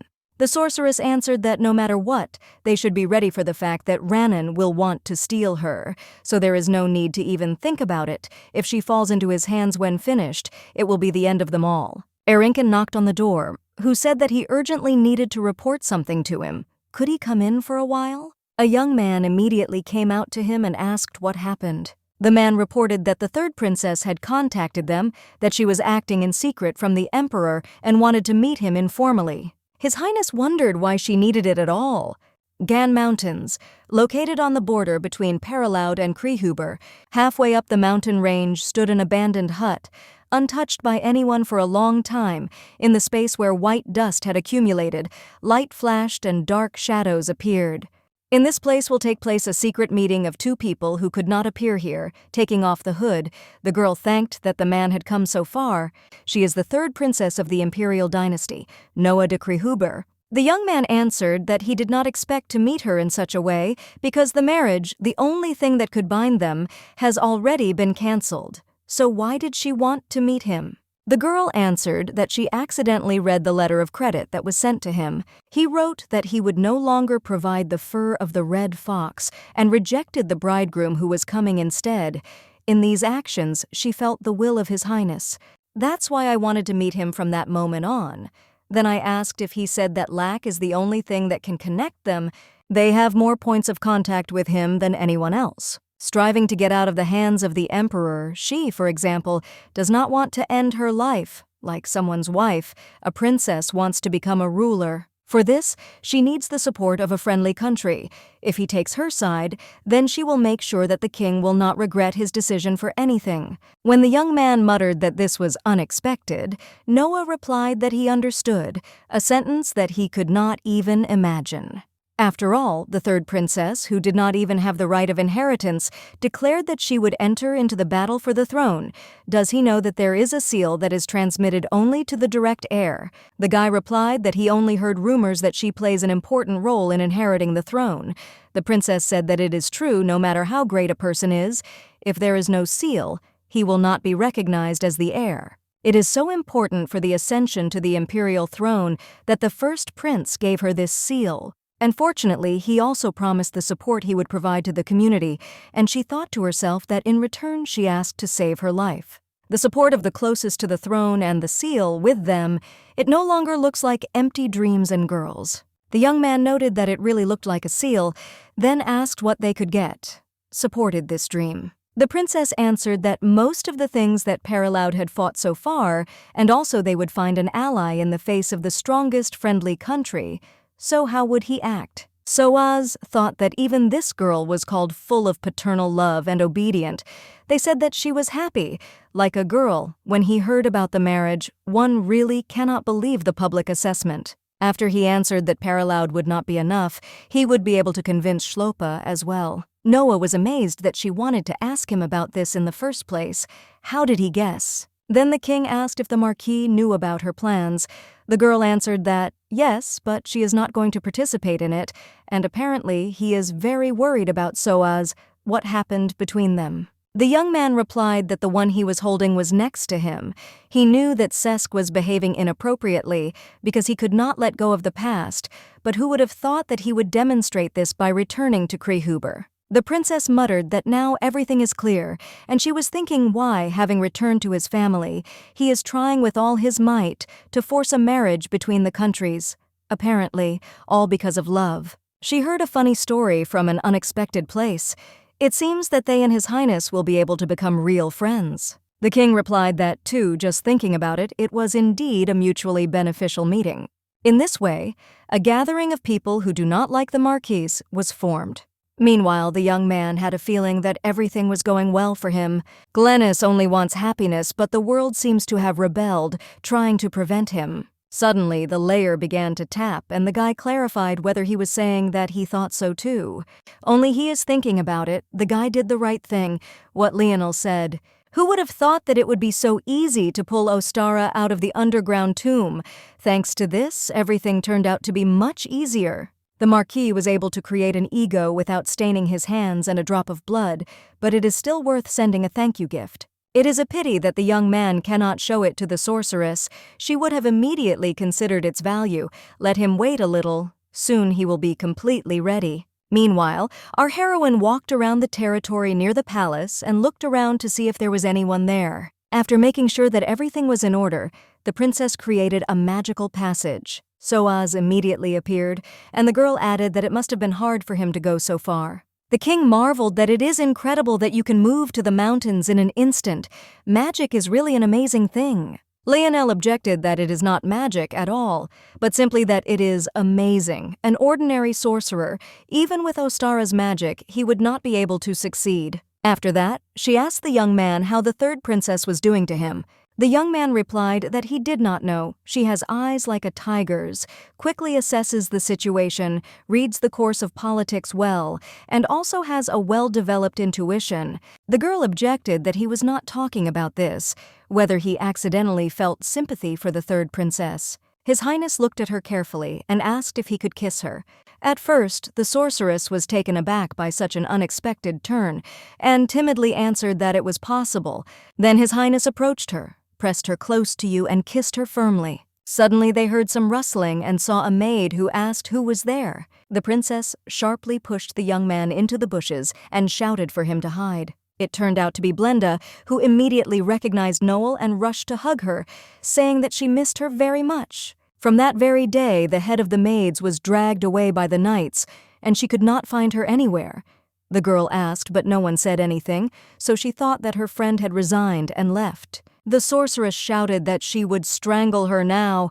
What would they do if their workplaces did not intersect? Blenda still could not calm down and said that thank God nothing had happened to her. Suddenly His Highness accidentally stepped on a twig which snapped sharply. This immediately attracted the girl's attention, and she asked what kind of sound it was. The princess replied that she did not know, probably some wild animal. The maid immediately began to stretch her hand to the bushes and said that it was not like the sound that animals make.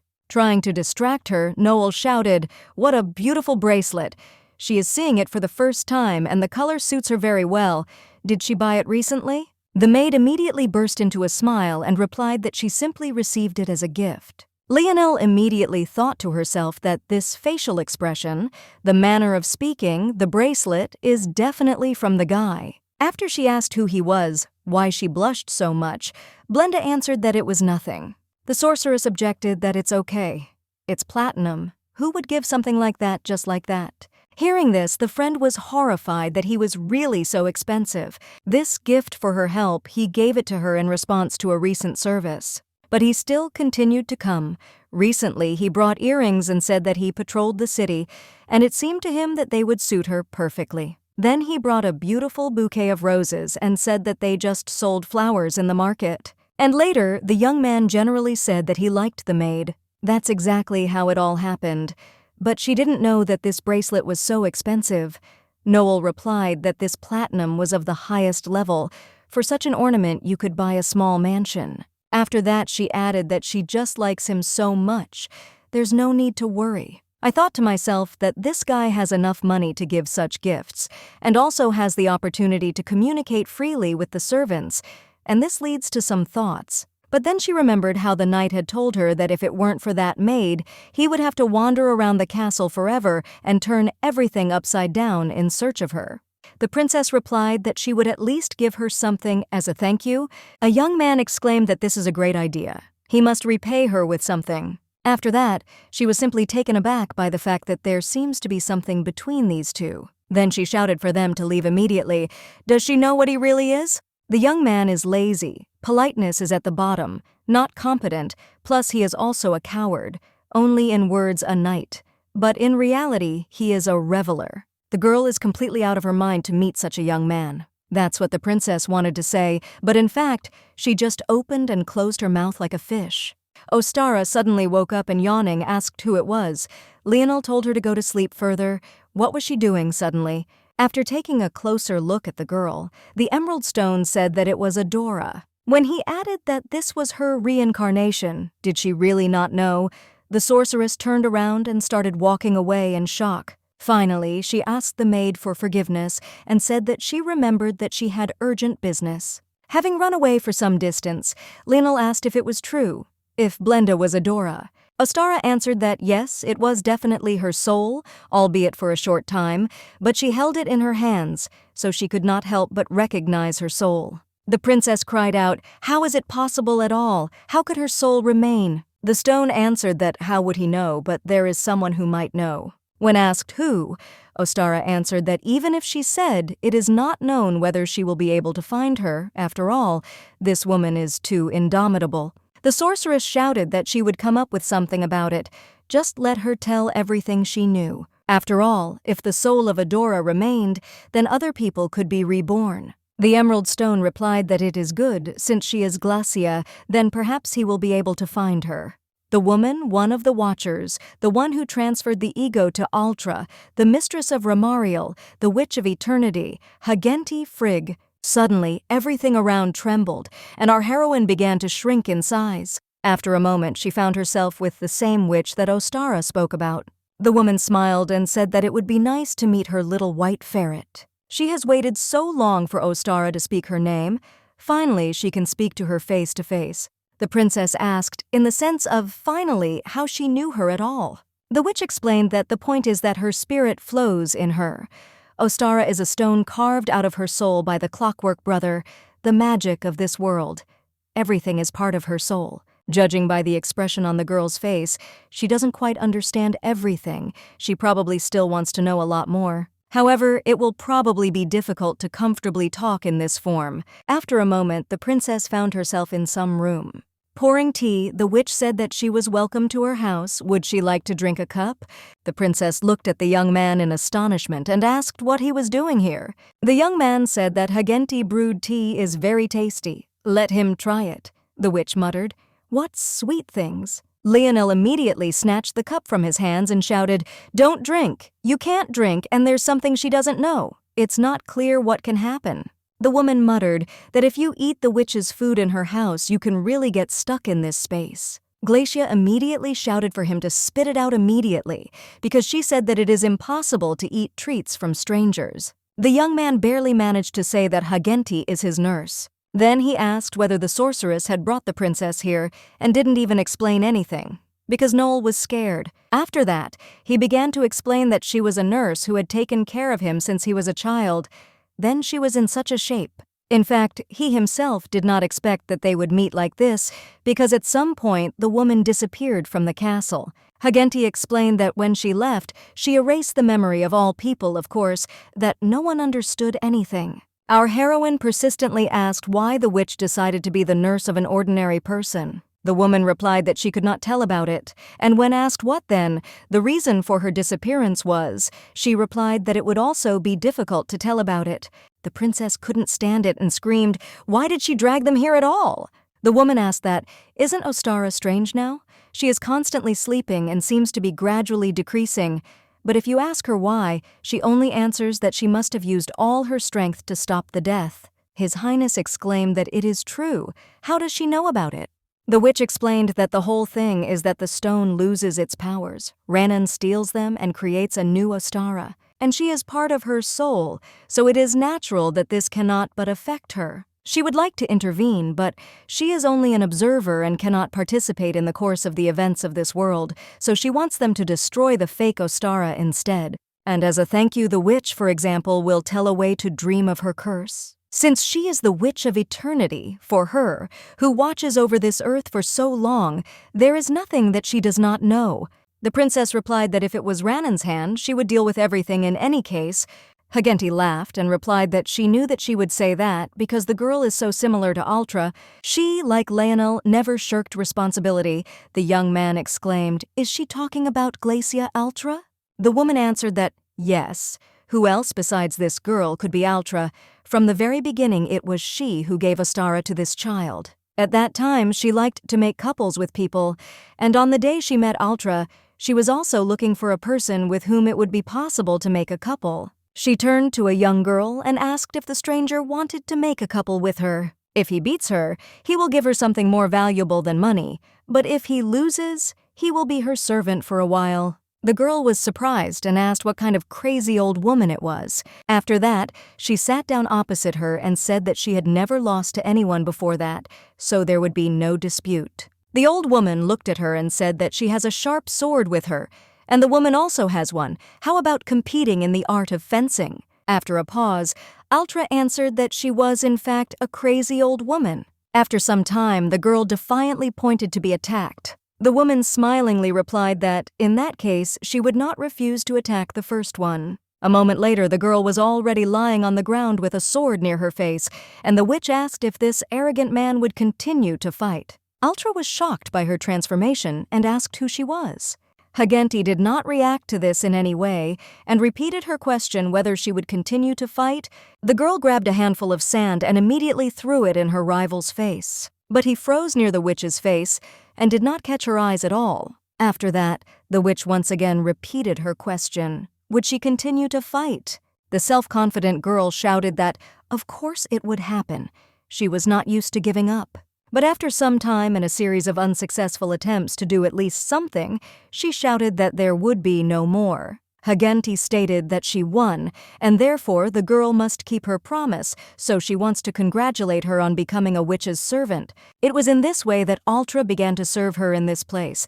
Then Frigg did not know that she would become the first person to win a dispute with a witch. The girl was indignant that it was another 500 years. She said that she would have to serve for some time, but this is a huge period of time.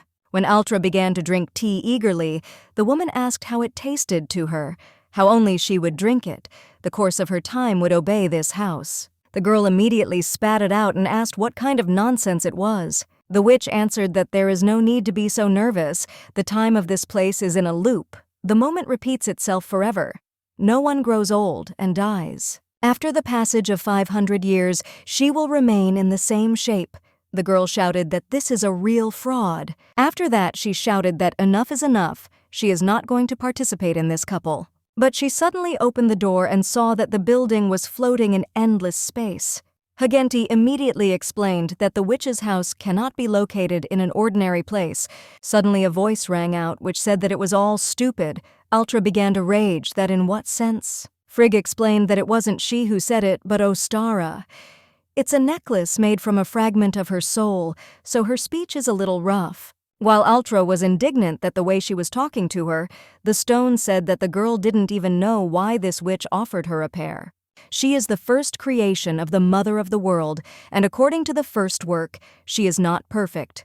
Hagenti will not die, even if she does not eat or sleep, and can sit in one place and see everything that happens in the world, can do anything, moved his finger. When Ultra asked if this wasn't an ideal schedule, Ostara replied that she was missing too much.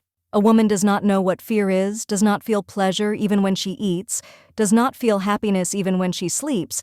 That is why she brought her, the last creature created by her mother. In other words, a completed creation is a person. Watching people from the side, she tries to imitate them as much as possible and make up for the shortcomings. The girl turned to the witch and said that she did not know what this necklace was talking about, but she was not going to be locked up here for 500 years. So let him make one more pair with her for exactly 100 years. If she teaches her at least one human emotion during this time, then Ultra has won, and in that case he will no longer be her servant. The emerald stone mockingly began muttering that this witch could have some emotions, which was nonsense, but Hagenti told her to shut up. After she asked what would happen if she lost, the girl replied that she would serve her for another 1,000 years. The woman's face changed slightly and answered that it's good. She accepts it as a couple. A young man exclaimed that Mrs. Glacier really won. The witch replied that, yes, she left this place after only 50 years, and it was undoubtedly a perfect victory. Finally, Ultra thanked her for all this time, for teaching her, a simple orphan, magic, for providing a warm night's sleep, for not letting her die, and for everything else. The woman replied that she was happy to let her go, she had grown so wonderfully. The princess asked what emotion the witch had learned then. Hagenti replied that she was very sorry to see her leaving, and that means this feeling is love. This child was her friend, a wonderful student, and her beloved daughter. The azure light that colored her hair while studying magic became the mediator that bound them. Even if they are not of the same blood, they are one family. The princess interrupted her in amazement and said that Hagenti is being destroyed. Indeed, for an incomprehensible reason, the first witch of this world crumbled to pieces. The woman answered that apparently she told too much that happened to her body not because of Rannan. After that, she began to disappear with words so that Noel would not forget that the magic did not leave her for a second. Moments later, they returned back to the palace grounds. The princess remembered her words about magic and did not understand what they meant. The king immediately ran up to her and asked if everything was okay with her. He just woke up in the castle. The sorceress immediately drew attention to the ring on his finger and asked where it came from. The young man answered that the wet nurse had given him to him. The witch said that this color is his essence. Let him never forget it. The princess muttered that it is possible to lose one's mind, that this all means that there is something connected with the blue color. The boy replied that there is no... Meanwhile, Noah said that the weather outside today is so beautiful and the sky is blue, isn't it, father? The man shouted that how dare some girl look at the throne. Apparently, he pampered her too much, since the daughter completely forgot her place. Does he really think that the world will accept a girl like her as a ruler? The girl immediately put a sword to his throat and said that she did not have time to listen to his chauvinist nonsense. Stammering father began to ask why she behaves like this. Is it really all because she did not like her husband, so it is possible to find a second boyfriend? When the man added that she should live a happy married life like her sisters, the girl laughed loudly. The man angrily asked how she dares to laugh when her father speaks. The daughter replied that he wasn't curious because girls can't learn to wield a sword, girls can't have private property. What girls can learn is only writing and embroidery. The emperor suppressed and oppressed her all the time, so how did she get to her current place? Thanks to the fact that he sold the sisters to each of the countries, they helped her with all their might. The girls asked her not to live the way they did. The money for the coup, the teachers who taught her how to wield the sword and the sciences, even the support of each country, all these are gifts from his beloved daughters. So let the man dare not refuse and accept them with joy. But her sword stuck into the ground right in front of the face of the emperor, who was lying on the floor. After that, the girl said that, as a child can put a sword to the neck of its parent, it is not right from the very beginning to put on itself the mark of a disrespectful daughter who killed her father. However, if there is a boulder in front of her blocking the path, she will pull it out of the ground and crush it into dust. If a dark river flows in front of her, she will build a dam and dry up its channel. Yes, how will her father act? Will he become a boulder, or will he remain the father of the empress? After thinking for a while, His Majesty silently bowed his head before his daughter. The girl replied that it is good. Let the knights take good care of the previous emperor. After that, Science whispered to one of the commanders what else they should do. When the young man answered that he understood her, Noah added that let them do everything as quickly as possible. It turned out that the girl had ordered to take a detachment immediately and go to the Marquisate Glennis and arrest Sesk on charges of treason. It is necessary to report that it was discovered that the marquis is a traitor. The great son revealed his evil intentions. The emperor is Noah de Krehuber. From today his title is cancelled and he himself must be arrested. The girl thought to herself that Sesk would definitely be useful in future state affairs, but the imperial throne, fortified with his help, is only a castle standing on sand. Meanwhile, the knights shouted that it was necessary to immediately arrest the traitor, but it turned out that he was not in the room. The young man ran away, breaking the window. Noel asked what he was reading there with such a serious expression on his face. The guy asked if she was working as a maid today. The princess replied that something just needs to be done, so she will go to work a little later. So who is this letter from? The young man explained that it was from the third princess, or rather, it was an invitation to the coronation of Emperor Cryhuber. All this means that the internal cleansing ended quite quickly. Who would have thought that she would take control of the imperial family in just an instant? A truly terrifying woman. But it is good that they did not become enemies, after which he clarified whether the sorceress would go with him to the coronation. When the girl answered that, yes, the king specified that after the ceremony there would also be a festive banquet, Lionel again answered that, yes, after which she realized that she would really go, like Soaz's partner. She had lost her mind. After that, the princess began to turn her head from side to side and said, "What are we doing?" His Highness asked if it was true that she did not want to go so badly. The sorceress answered that, of course, in the words of Noel, she is the princess of Valhalla, but now she is like a ghost, who not only has no status but does not even exist. Moreover, this is not just a small banquet held in Paraloud, but the coronation of the emperor himself. How can he bring a girl of unknown origin to the place where the high-ranking people of the continent will gather? Even after 1,000 years, such banquets are the same. People watch each other's every move and evaluate him, and in the end it is he who will be disgraced. Now he must understand the reason why she cannot be his partner at the banquet. The young man asked if he would really worry about other people's looks, no matter who or what we say. It doesn't matter. Soaz wants to enter the hall with her, holding hands. Put on clothes that match each other and adorn the partner's eye color, then enter the hall, looking at each other so that no one doubts that they are lovers. In fact, the guy had already prepared a personality for her a long time ago when she turned into a human. King Paraloud, King Shlopa, and even Emperor Cryhuber, all three states will vouch for her person. No one will dare to treat the partner of such a person disrespectfully. On the contrary, everyone will be filled with reverent awe. After that, he asked again if she would go with him, but the girl answered that no.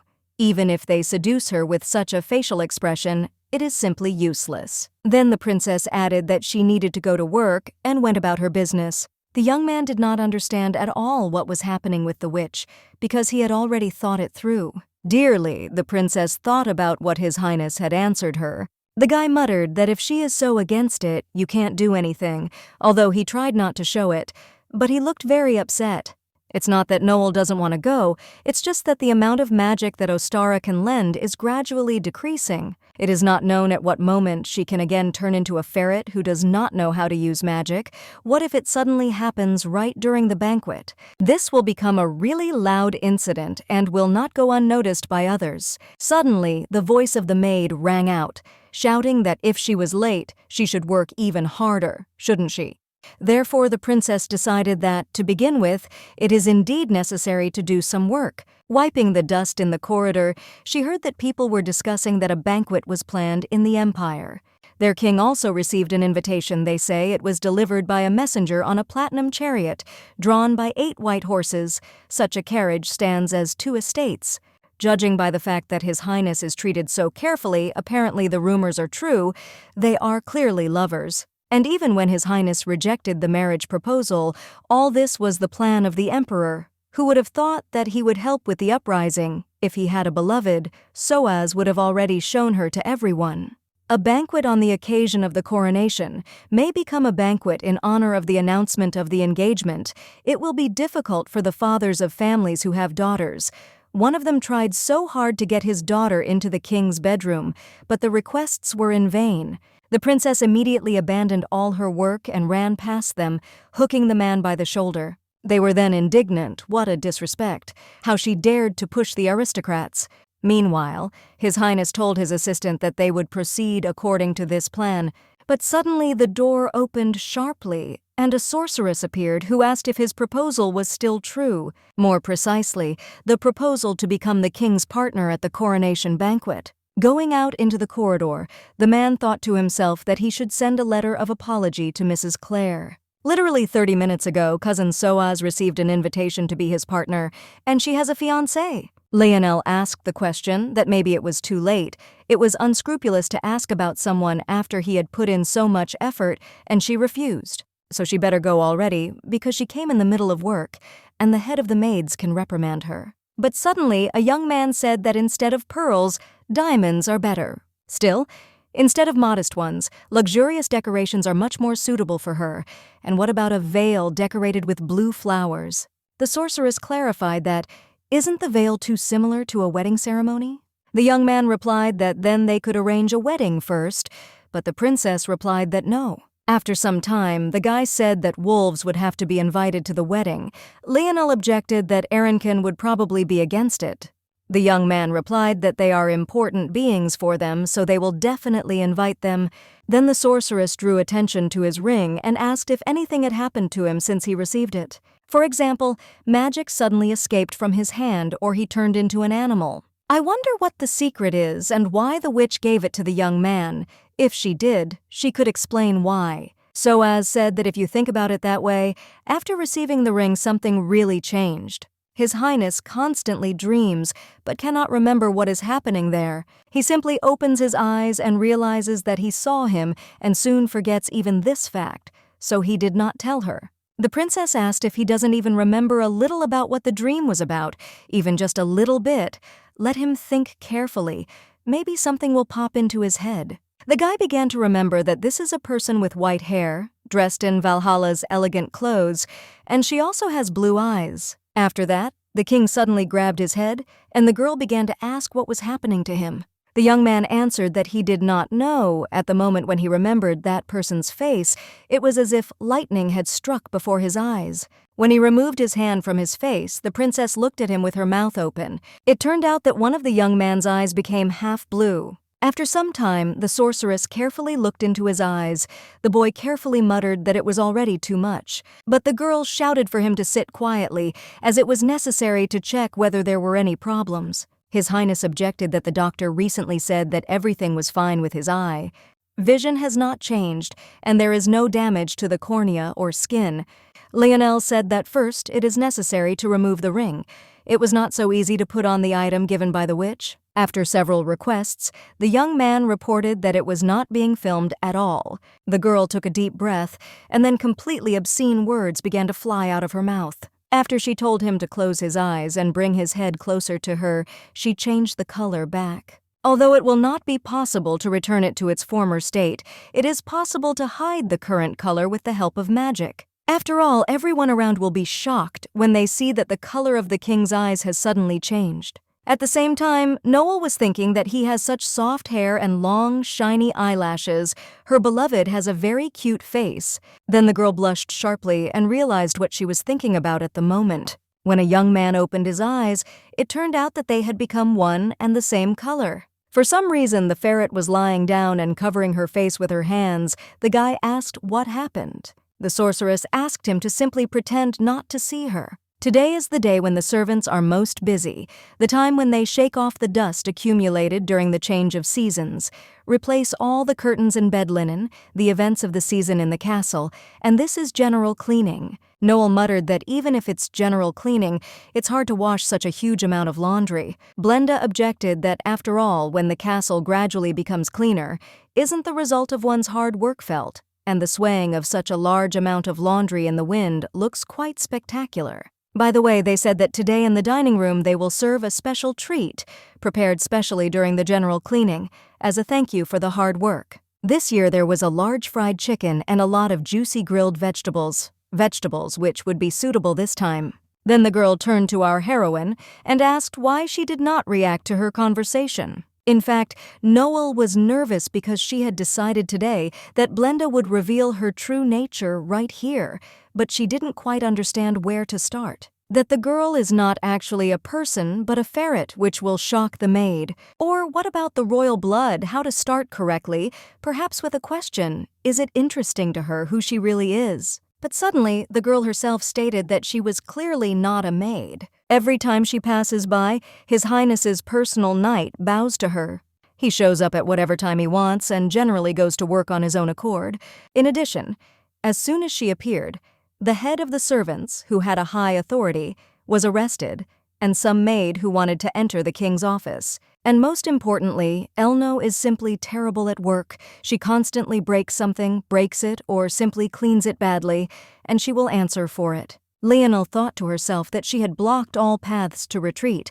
She had not a single chance to justify herself. After that, she decided that, if she thought like that, she was still going to tell, so it's even good that she was caught. When the sorceress answered that it was true, and began to ask to say that she was actually the princess of Valhalla, the girl interrupted her and shouted that she already knew. The girlfriend is a secret agent who is directly subordinate to the king, isn't she?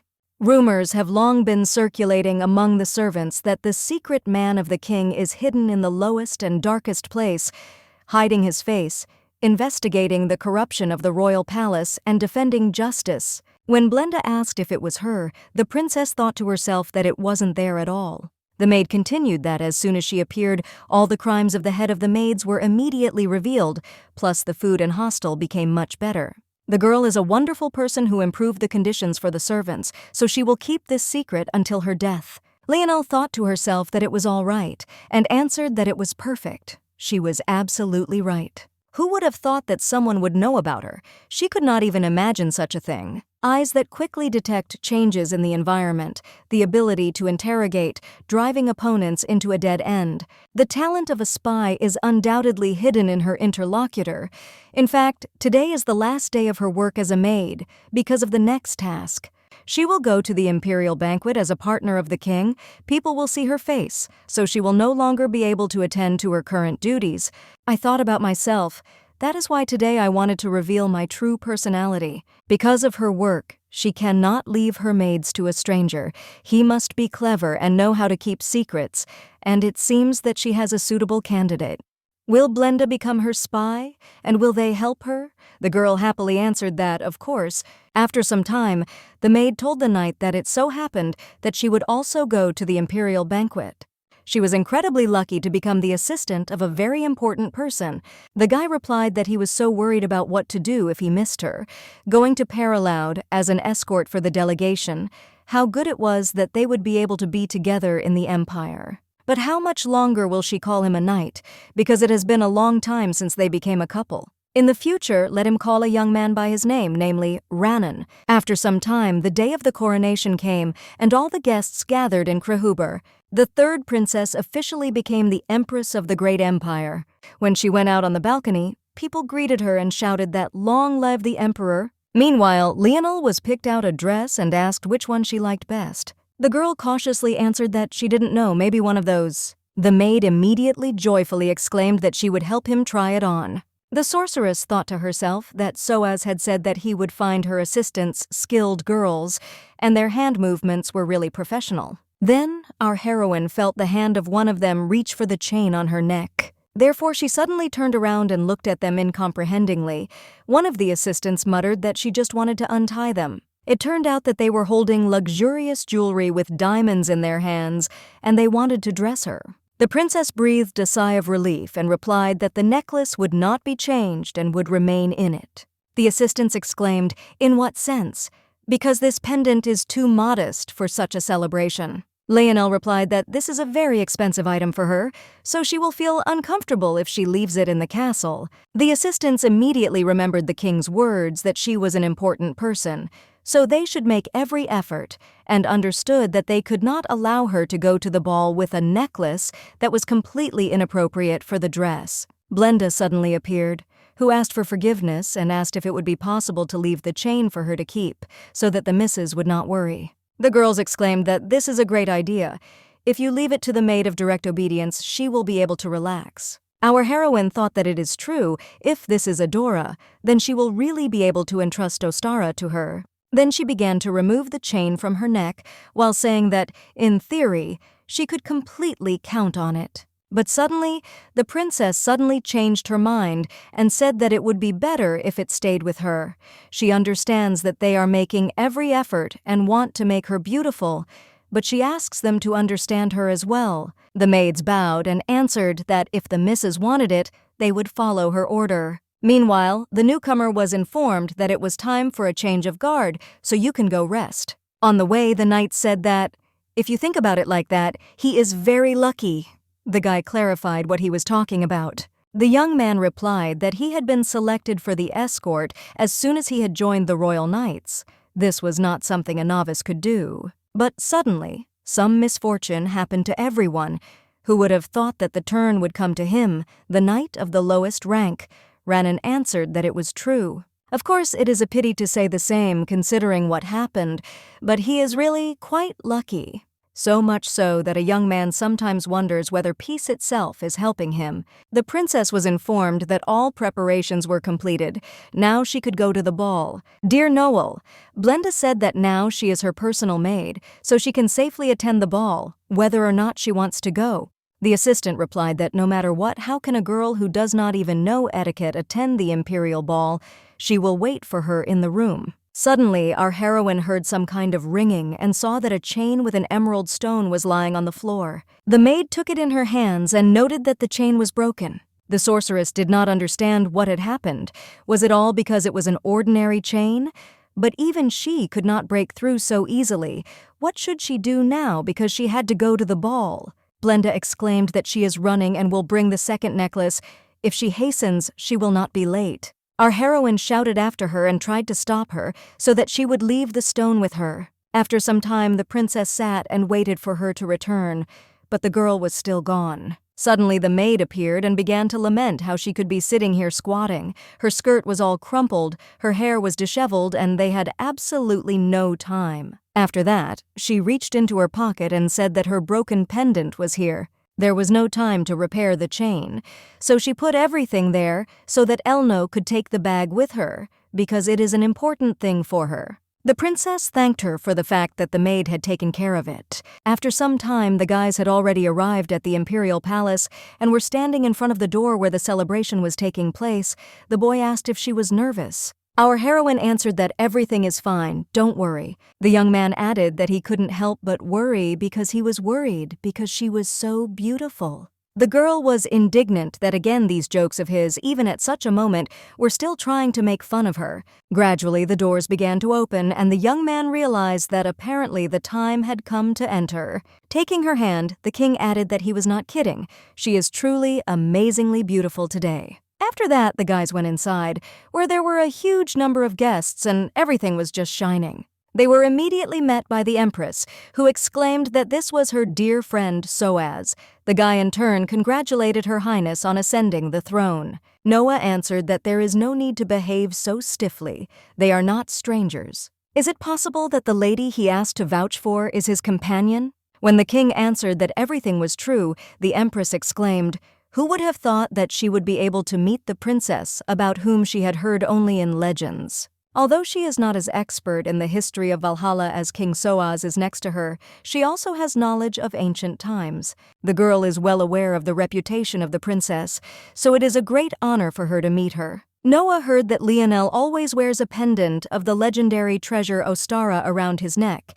It's him or something. The sorceress answered that no. Since today is an important event, she put on accessories that match the outfit. The empress disappointedly replied that, of course, she thought that she would see the legendary treasure with her own eyes and got excited like a girl. But Noel asked if he would show it to her, as it is a very important thing the princess always carries with her. I thought to myself that in any case, for people who do not possess magic, it is the same as an ordinary stone, so there is nothing wrong with showing it. When she shook out the contents of the bag in her hand, she saw that there was only an ordinary chain, without a special one, and the stone itself. A few days ago, Renan was telling the maid that she probably doesn't even know how glad he was to see her again when he entered this castle as a knight. The girl was surprised. What does it mean again? Did they meet before? The guy showed her a formation drawn on his hand and answered that they had not only met, they had a very deep relationship. That 1,000 years ago, that now there is no other that would be as easy to use as her. After some time, having received the stone, the young man thanked her for fulfilling his request.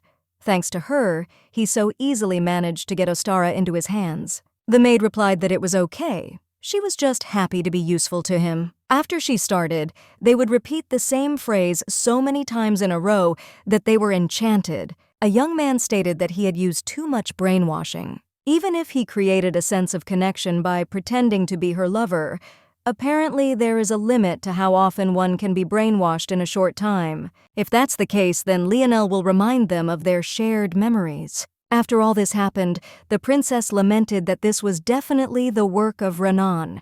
A magic circle was drawn on the silk bag, which leaves traces of magical power so that she would not notice that the stone was not there. She should not have calmed down just because she felt magic and opened the pouch. What should we do now? And suddenly something happens to Blenda.